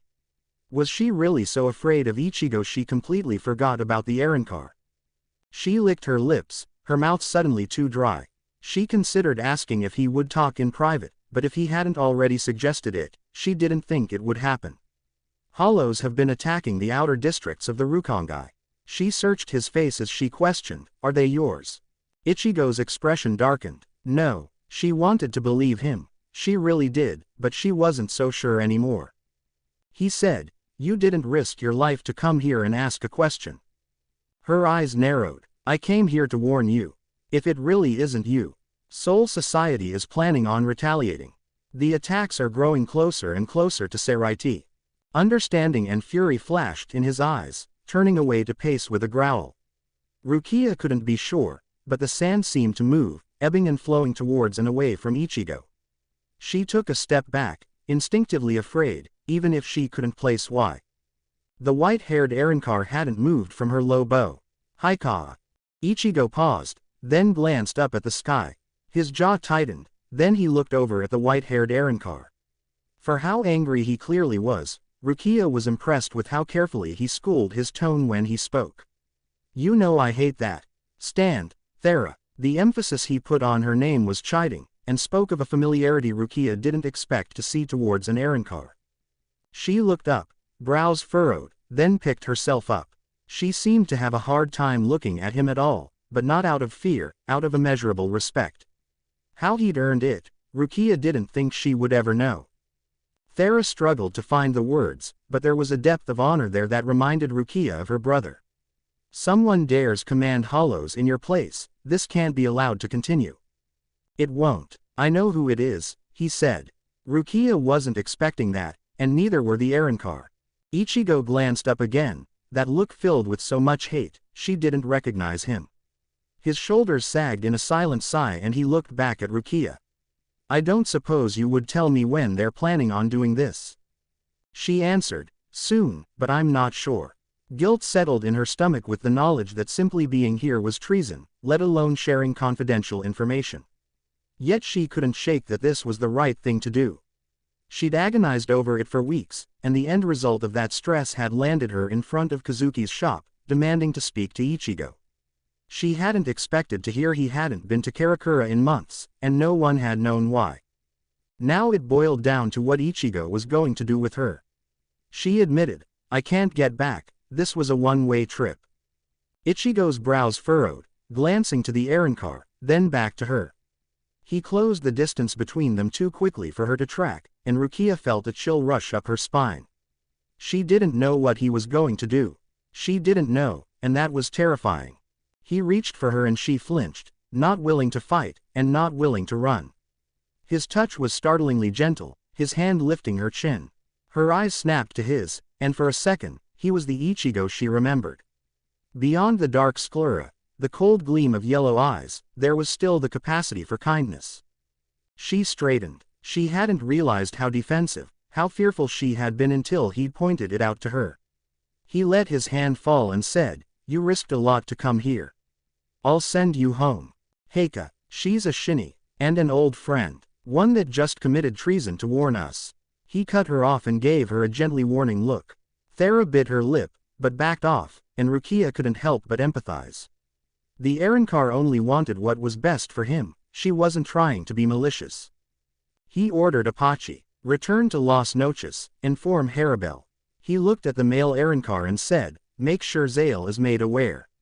I want to know about it the instant a garganta opens." Then he turned to face Thera, his orders different for her as well. "Do me a favor." He barely finished speaking before she gave the affirmative. Ichigo didn't seem surprised, though Rukia knew what he looked like when he was uncomfortable, and the Arrancar's enthusiasm clearly disappointed him.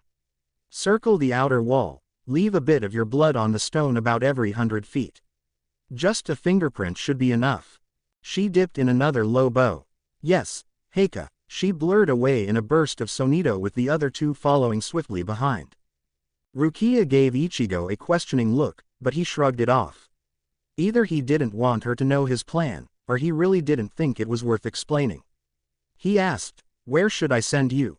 "I left from Karakura," and if she just appeared back in Soul Society without using an official Senkaimon, more than questions would be asked. Tensions were running too high, and they already suspected her.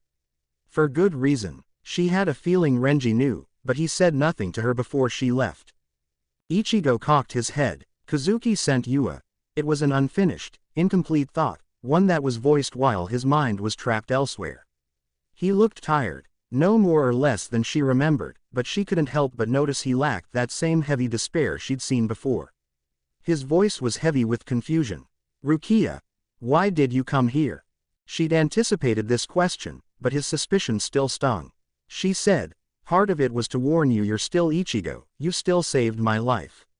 But another part of it was selfish. Everyone was so quick to believe it was you, but I didn't want to believe you would do this.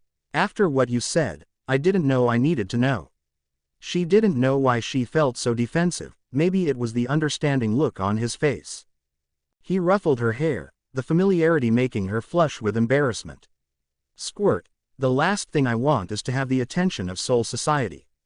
I'm just trying to keep this place from falling apart." She fixed her hair, her blush still burning her cheeks. "Ichigo, what do you mean?"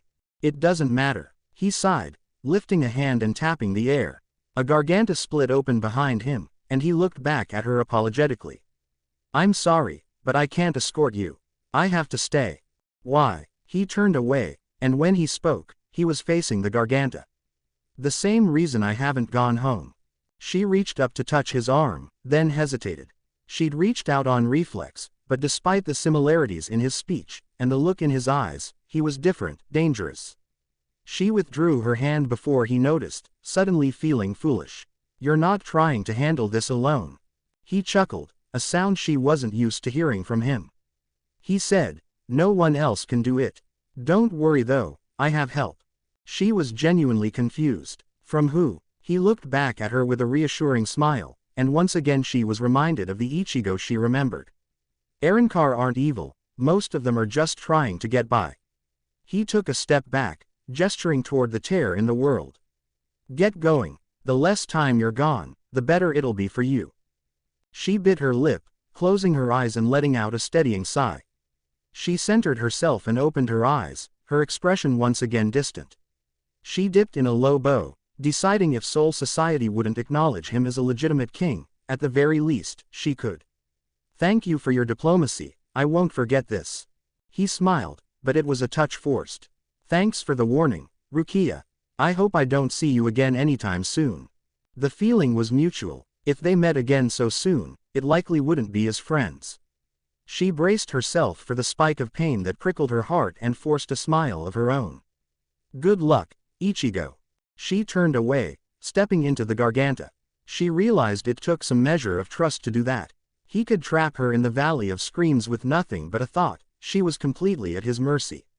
She pushed those fears aside, aware that if he meant to kill her, he'd had ample opportunity to do so. She didn't look back, not allowing herself to give in. The farther away she got, and the more she mulled over what had happened, the more she believed she'd done the right thing.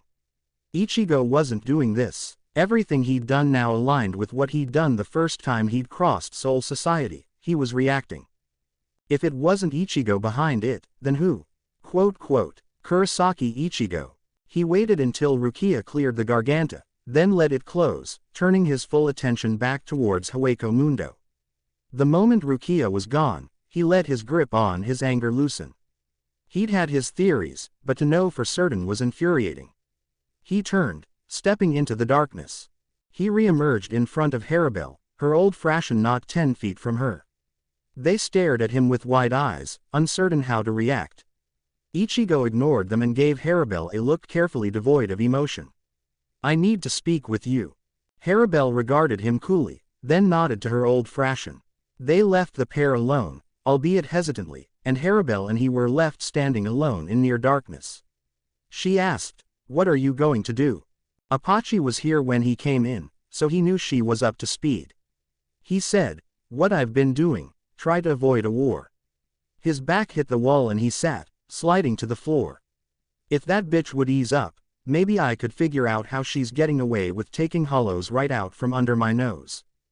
Herribel crouched in front of him, her hands clasped loosely between her knees. You're getting frustrated.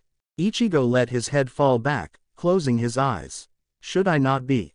Does it solve anything? He narrowed his eyes, but she was right, she was always right. Is there no way to retaliate? It had taken time, but out of necessity, he'd begun to lean on Herribel for help, and it had led to a certain degree of trust. He could still remember a time where he couldn't take his eyes off of her, let alone close them and bare his throat. He let out a tense exhale. The situation hasn't changed. She's got her boot on our throat and it's taking all of my attention and then some to hold her back. She's had hundreds of years to gather power. If I could do more, Kurosaki, I would, but you know all I can do is ease the burden. She'd discovered his name months ago thanks to Grimmjow, and he had to admit, now that the cat was out of the bag, he greatly preferred his real name. She suggested, we could continue to search for her. All that accomplished was hand-delivering hollows to her. He dropped his head, blinking through exhaustion. I'm sorry, I know you're only trying to help. I know. He felt her fingers weave through his hair. Her touch was gentle, and oddly calming. He didn't return it, he never did, but he let it continue for a long moment without interruption. He finally looked up, feigning that it had never happened. He said, call a meeting. Soul Society is going to act soon, they think they're already at war. She straightened, offering him a hand. He took it, rising as she spoke. What do you plan to do about Soul Society? We can defend against them, but from what you've told me about them, we would likely suffer heavy casualties. I'm not going to make any of you run, I wouldn't ask you to abandon your pride. He saw the approval on her face, a small smile visible in her eyes. When they attack, things will happen fast. Daika paragraph Mark Nigan hasn't let up. She doesn't want me to leave and sniff her out, so I can bet the instant Soul Society makes their move, so will she. Her ultimate goal is the destruction of Soul Society. Who is it you plan to protect? Ichigo's expression fell. Everyone. If you have to choose. I can't. She repeated the question, only inches away from his face. You might have to, you're not perfect. His brows furrowed, trying to turn away, but she stopped him with a hand on his shoulder. Ichigo, share the burden, you can trust us. He looked at her hand, then forced himself to meet her eyes. Herribel saw straight through him in a way only his father and Zangetsu had ever been able to accomplish. His desire to protect everyone felt childish and foolish when it was laid bare for her to judge. He reluctantly acquiesced. "I'll try." She let her hand fall, satisfied. "That's all I can ask for." Precipitio. Truth is like the sun. You can shut it out for a while, but it ain't going away. Elvis Presley. Kurosaki Ichigo. Ichigo couldn't remember the last time all the Arrancar had been gathered in one place. They were more numerous than he remembered. There was barely enough space in the throne room for them all to stand comfortably. Granted, the wide ring around the Espada left a lot of space empty. The weaker Arrancar weren't willing to chance bumping into a testy Espada. He recognized most of them, even if he didn't know all their names. Either he made them Arrancar himself, or they passed them in the halls. He saw them at a distance, he spoke to them, they were all familiar. Maybe once he could have killed an Arrancar in passing without even a flicker of guilt, but that wasn't possible anymore. These Arrancar were his enemies anymore, they were his responsibility, and the thought that any of them might die made his heart twist in anxiety. He never liked formalities, and he was happy to see the Arrancar had started to take that sentiment to heart, at least around him. They didn't huddle in fearful silence when he walked into a room either, not that he wouldn't deserve it if they did. The Arrancar kept a cautious distance, and that was a massive improvement to what he'd seen before. There was the babble of gentle murmurs echoing in the chamber, even with the back wall crumbling into the desert. Ichigo leaned on some rubble, arms crossed. He could have fixed the destruction in a heartbeat, but he liked it this way. It was a reminder of the nightmare he'd left behind, and a warning to what he could have been. Herribel stood a short ways away, speaking with Thera. For whatever the reason, the Espada seemed to attract women, and her little group had grown to consist of around 10 new Arrancar. Her inner circle still consisted of Cyan, Mila Rose, and Apache, but Apache's and Thera's friendship had drawn her to be closer knit than the other Arrancar Herribel had taken under her wing. Thera was the first he'd made an Arrancar, and even if it was mostly just luck of the draw, he couldn't help but track her progress. She was strong, she was already at the level of an Espada. In fact, all of the Arrancar were stronger, he realized he was proud of them. As badly as he'd prefer to take this all on by himself, Herribel was right, they deserved to defend themselves, they didn't need him to fight their battles for them. This was what he'd been training them for. Grimmjow's voice dragged him from his thoughts. "The fuck are you smiling about?"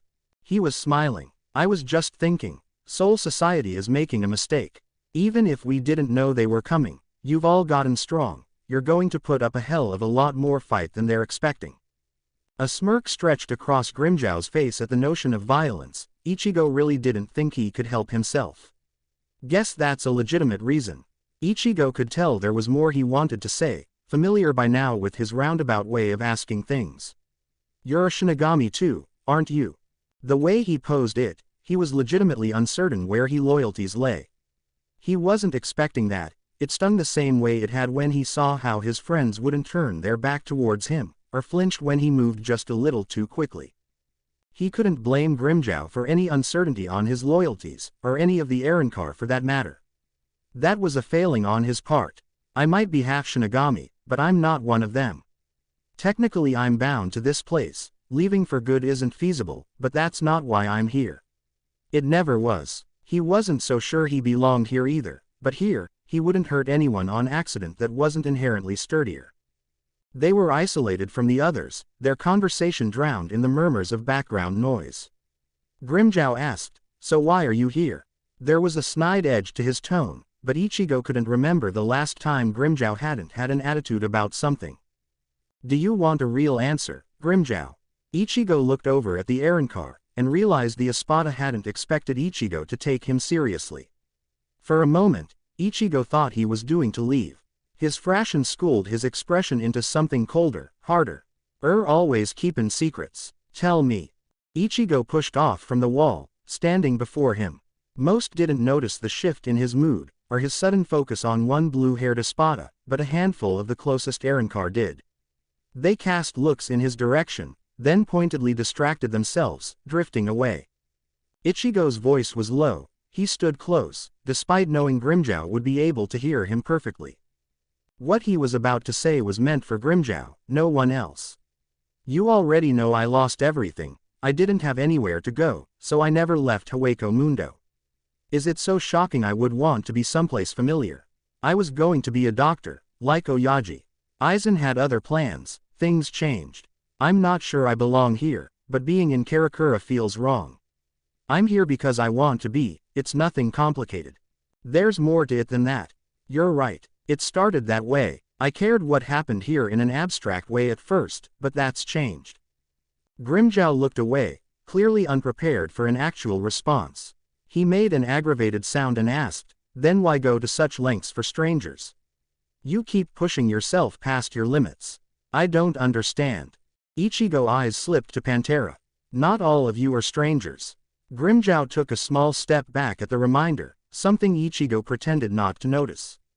Not only had he pulled Grimmjow into his soul, but he'd witnessed something that should have been private. Ichigo asked, does the why really matter so much to you?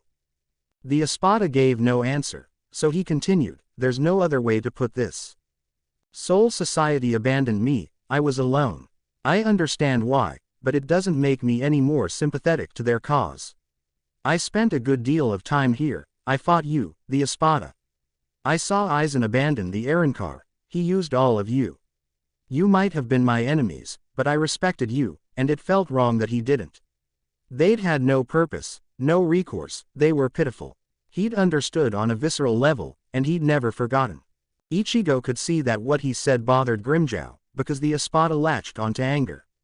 Grimmjow bared his teeth, so you decided to take Aizen's place. That stung a little. He hated being compared to Aizen, he did it to himself far too often, and hearing it from others was nearly validation of his fears. You could say that. Killing Aizen was my first goal, but that act had consequences. I could have ignored Las Noches, the Espada, but I didn't want to. He saw you as pawns, dogs, and he threw you away just as quickly. You all deserve better. Why the fuck do you get to decide what we deserve? Grimmjow growled under his breath. Ichigo smiled, darkly amused. That's a good question. I'm trying my best. Grimmjow, make of it what you will. That answer seemed to annoy the Espada. Ichigo watched him, deciding if he should share his thoughts or not. He had a hard time understanding people's feelings sometimes, but he wasn't so stupid he couldn't see that Grimmjow was taking this personally. I wouldn't let just anyone into my inner world. I'm not expecting trust in return, and I'm not manipulating you. I spent too much of my life at the whims of others, I wouldn't do that to you, or anyone. You've always been free to do as you like. Ichigo turned away, leaving Grimmjow standing flustered. He faced the Arrancar and let his voice carry. He didn't bother with fluff or decorum. I called you here to tell you Soul Society is planning to invade. Murmurs erupted, both nervous and excited, but he didn't pause.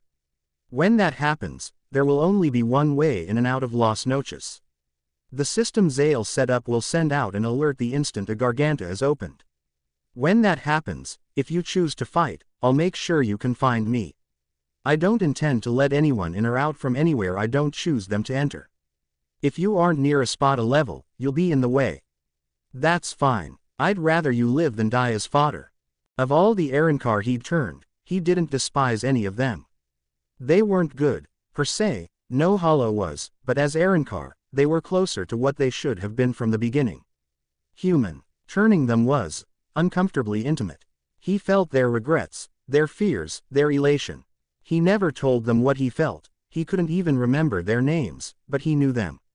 He didn't want them to die. Ichigo said, there's one more thing.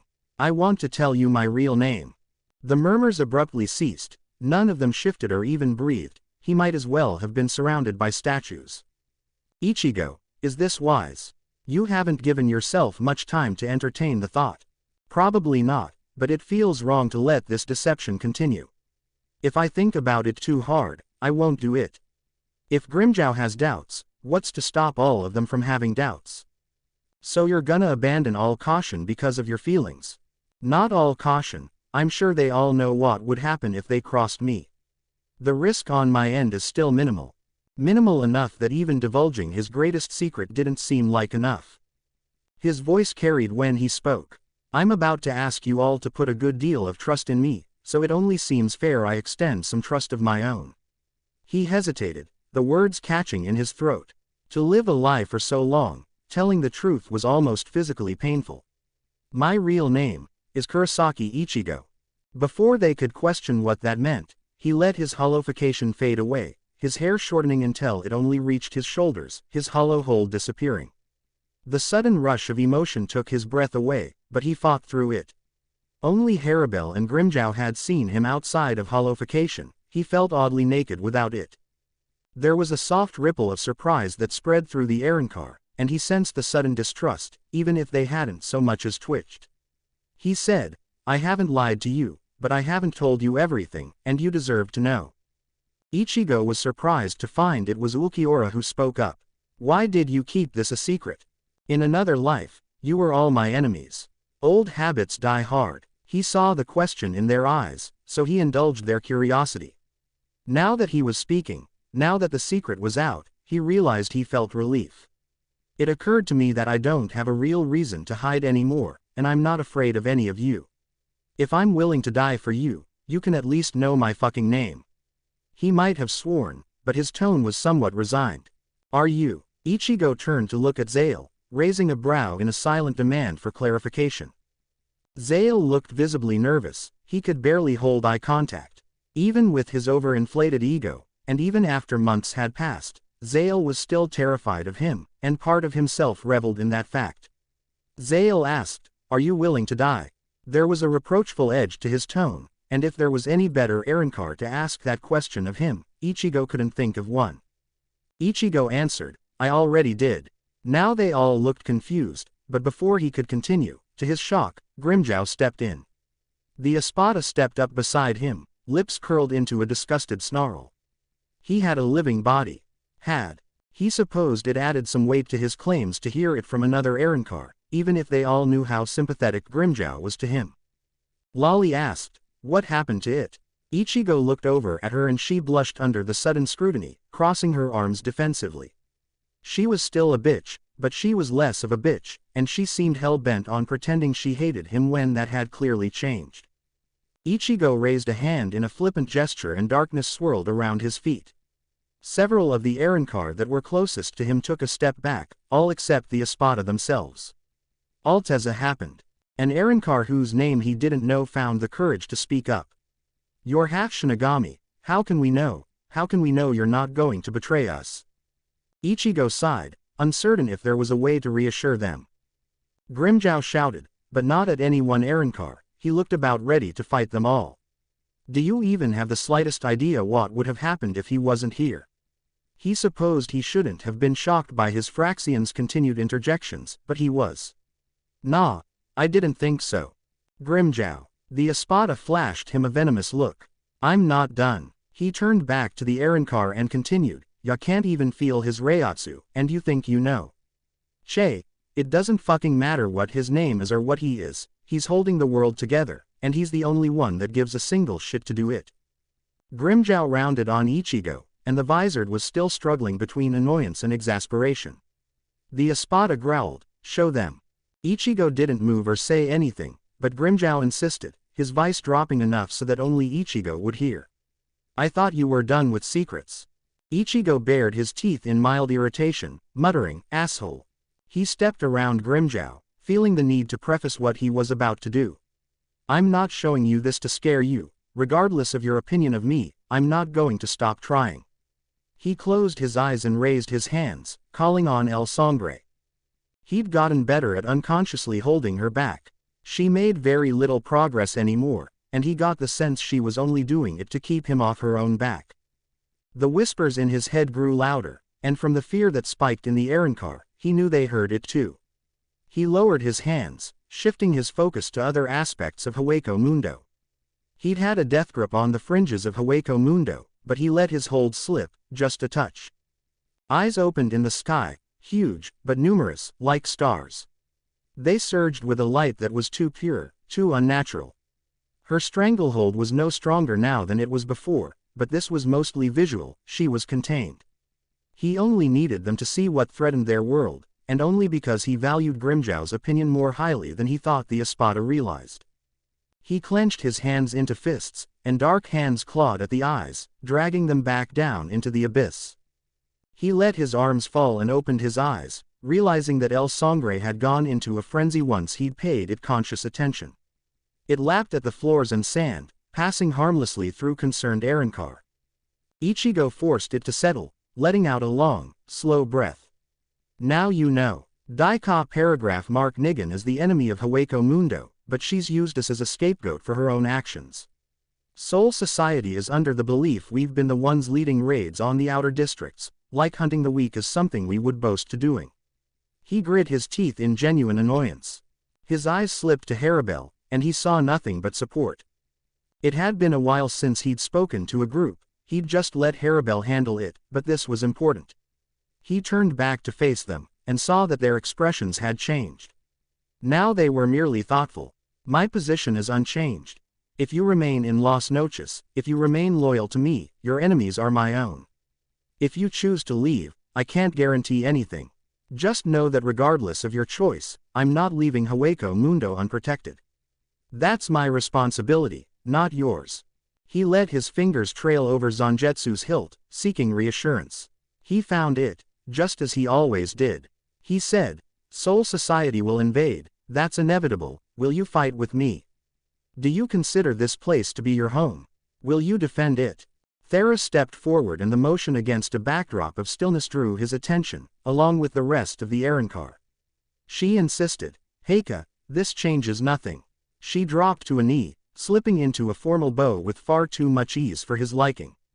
My sword is yours, as it always will be. He wasn't expecting the rest of the Arrancar to follow suit. They dropped to a knee in a wave, even the Espada, even Herribel. It was a lot to accept. They were trusting him with their lives. To do anything short of his best would be a grave insult. He let his Reiatsu fall to a level they could sense it, but it was far from oppressive. He wasn't trying to intimidate them, or scare them, he did it out of respect. Even if he loathed Zale, even if he didn't like some of the Arrancar, or approve, as a king, he had to put his prejudice aside. These Arrancar were his, Las Noches was his, and God forbid anyone threaten that. Grimmjow. He'd sworn he'd never willingly bow to anyone, his pride recoiled at the mere thought of it, but there was something about Kurosaki. He'd seen his nightmares, he'd been on the receiving end of one more than once. He'd seen him break down, be beaten, and the fucker just wouldn't stop. Kurosaki stood there, not expecting anything, not demanding anything, and Grimmjow believed him. He still looked young, at a glance, but there was a weariness and ice in his eyes, pain that reminded Grimmjow that the visored understood. He dropped to a knee, more than ready to fight with Kurosaki. He saw it as a point of pride that he take a knee, that he show him he acknowledged even a glimmer of the power he held. That's what it all boiled down to, power. Kurosaki's Reiatsu washed over him, as heavy and vast as the desert itself. He shivered, but it wasn't painful, nor did it scare him, it was simply there. Kurosaki hadn't masked his emotions from them, he could feel his confidence woven into his Reiatsu, his frustration, his bloodlust, his rage, his loneliness, and 100 other things he couldn't identify. One thing he didn't feel was fear. He looked up at the visored, surprised to find Kurosaki staring right back at him. He couldn't read his expression, he rarely could. Kurosaki was good at distancing himself, but he could feel the ghost of his emotion in his Reiatsu. Gratitude. Grimmjow stood just inside Aizen's old room with a near-permanent sneer on his face. This place still smelled like Aizen, even after all this time. He didn't understand why Kurosaki wanted to be here. He hovered a few feet behind him, then decided joining Kurosaki on the balcony was better than standing in the bedroom. What do you want? Kurosaki leaned on the railing, not looking in his direction. He tapped his fingertips on the smooth, flawless stone, for once not in his hollow form. Even when he looked human, he was intimidating in a quiet, subtle way. He'd long since gotten over not being able to feel his Reiatsu, he knew he was strong, and that was enough. Kurosaki said, Soul Society could invade at any moment, I'd rather you stay close at hand than have to bring you here with El Sangre and make you fight nauseous. Grimmjow curled his lip in distaste. It's worse than nausea, you asshole, it feels goddamn awful. Yes, which is why you're here. Kurosaki looked back at him, and Grimmjow was struck by how calm he seemed. It isn't really fair to ask, but if you could try not to kill anyone, I'd be grateful. Grimmjow's eyes narrowed, baring his teeth. You think they would extend the same courtesy? No, I don't. It just seems a waste. The Vizard glanced upwards with a tight shrug. I might not know them now, but I did. It's just a request. Having second thoughts, I like to avoid regrets where I can. Kurosaki turned around, his back against the railing, and crossed his arms. He watched him intently, enough that Grimmjow shifted, uncomfortable. The Espada grew tired of it and demanded, what? You've gotten strong, but don't get too cocky. I'd like it if you lived. He smiled, a ghost of a thing, but it was there. Grimmjow stuffed his hands in his pockets, leaning against the wall across from him. I ain't gonna die, dumbass. Don't you do anything retarded. Kurosaki gave him a light eye roll. You mean keep Hueco Mundo from collapsing? Got it, he huffed, looking tired. Grimmjow didn't think he'd let himself slip like around anyone besides Herribel. He wasn't sure if he was flattered or not. The Vizard looked up at him, golden eyes burning. He asked, think you can follow orders for once? Grimmjow was incredulous. Are you serious? It was a solid no, in most cases, but a yes, if it was important, and they both knew that. Kurosaki took that answer as a yes, continuing. There's a high chance I'll end up fighting two people I don't necessarily want to fight, and there's a good chance I might actually die. Grimmjow thought he'd have something to say, but the thought of losing the one person of interest in this place made his guts twist. If that happens, will you tell my family? Grimmjow deflected. I'm an Arrancar, is it really wise to trust me with anything? Kurosaki scoffed, narrowing his eyes. You talk a whole lot of shit, Grimmjow, but I know you wouldn't attack my family. Not anymore. How can you be so sure? Kurosaki bit back. Don't be dense. You'd feel too pathetic attacking humans for one, and for another, I know you'll do it if it's important to me. The hybrid thought he knew him, and maybe he did. It pissed him off. Fuck off. Kurosaki was suddenly before him. Grimmjow drew Pantera, too annoyed to consider how pointless that was. Kurosaki caught his sword in his bare hand, lowering it as he stepped in close, forcing Grimmjow to back into the wall. Unless Kurosaki was in the mood to spar, the Espada couldn't even force him to participate, a fact that always rankled his nerves. He ground his teeth as Kurosaki asked, will you tell them? You're not going to die, he protested, so what does it matter? Kurosaki tilted his head a fraction. I see, he muttered to himself. I'm not planning on dying. I don't have a death wish, but it would be pretty irresponsible not to plan for it, wouldn't it? Grimmjow scowled. Why not ask Herribel? The Vizard let go of Pantera, taking a step back. Grimmjow sheathed it as the hybrid responded, because I asked you. She has enough to worry about already, and you're already familiar with Karakura. What does that have to do with anything? It means my friends probably won't try to kill you on sight. They could fucking try. Grimmjow. The Espada sucked in a hissing breath, shoving his hands back into his pockets. He was being deliberately difficult and they both knew it. He preferred to live in the present, he loathed thinking about the future. Whatever. Kurosaki seemed satisfied with the resignation in his voice, taking his place back against the railing. The Vizard stared at him with a stillness and intensity Grimmjow was used to seeing, but never got used to. Grimmjow stilled, like an alley cat sizing up a threat. Kurosaki always did this. He looked and he looked like he was searching for something. Grimmjow could shout all the demands he wanted, but it always ended in a shrug, silence, a curt dismissal, and then it would start all over again. Neither was willing to look away first, but Grimmjow knew he'd cave, he always did. There was something about those eyes. Kurosaki made him so angry. They burned like fire, his thoughts privy to no one but himself and his inner fucking hollow. On those nights he'd been present when Kurosaki was asleep, he'd questioned the hollow, and the answer was always full of violence, or scathing insults, or both. The Vizard said it himself, this could be it, this might be the end of the road, and he would never have an answer. Why do you look at me like that? He asked. Kurosaki played stupid, raising a brow. Like what? Fuck you, Kurosaki. He reiterated, like that. Like hell was he going to explain himself when they both knew what he meant. The Vizard's eyes hardened, and he finally looked away.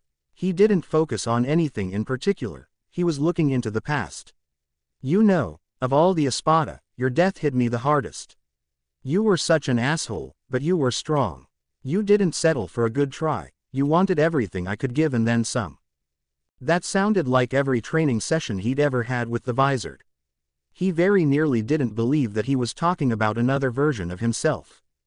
The Vizard's voice fell, but grew sharper. It's just strange. I saw you die, I know you're dead. He looked up, his expression strained. Yet here you are, alive. It makes me wonder if this is even real, or if I've just gone mad. Grimmjow felt his gut clench at the notion this might be nothing but a goddamned fever dream. You're not crazy. Kurosaki chuckled. How the fuck would I know? None of this makes sense. He ran his hand through his hair, a habit Grimmjow had seen him stop himself from fulfilling when others were present. He knew what it meant. Kurosaki was stressed. The Espada pushed away from the wall, taking the initiative and closing the distance between them.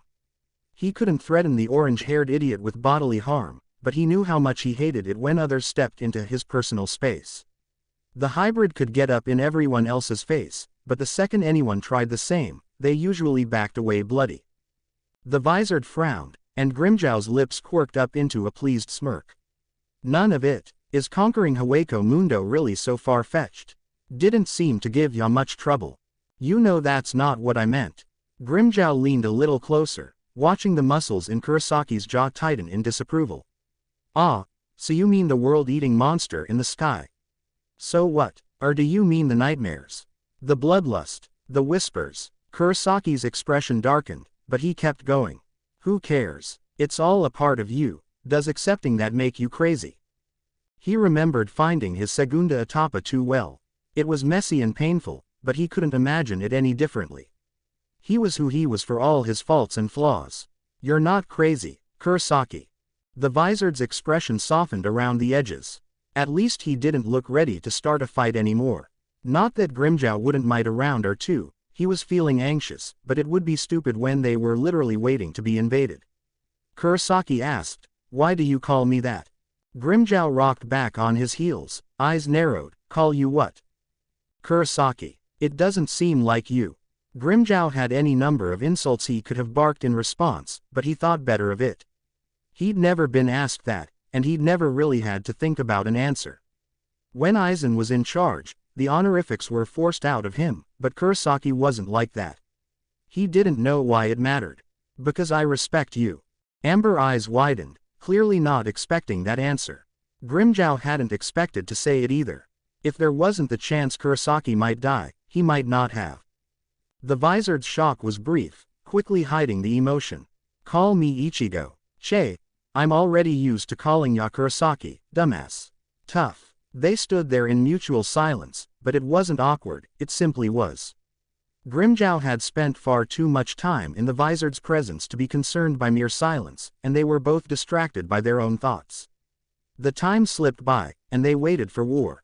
Thank you for watching. If you enjoyed the video, be sure to like, comment and subscribe, as well as checking out the author on fanfiction.net.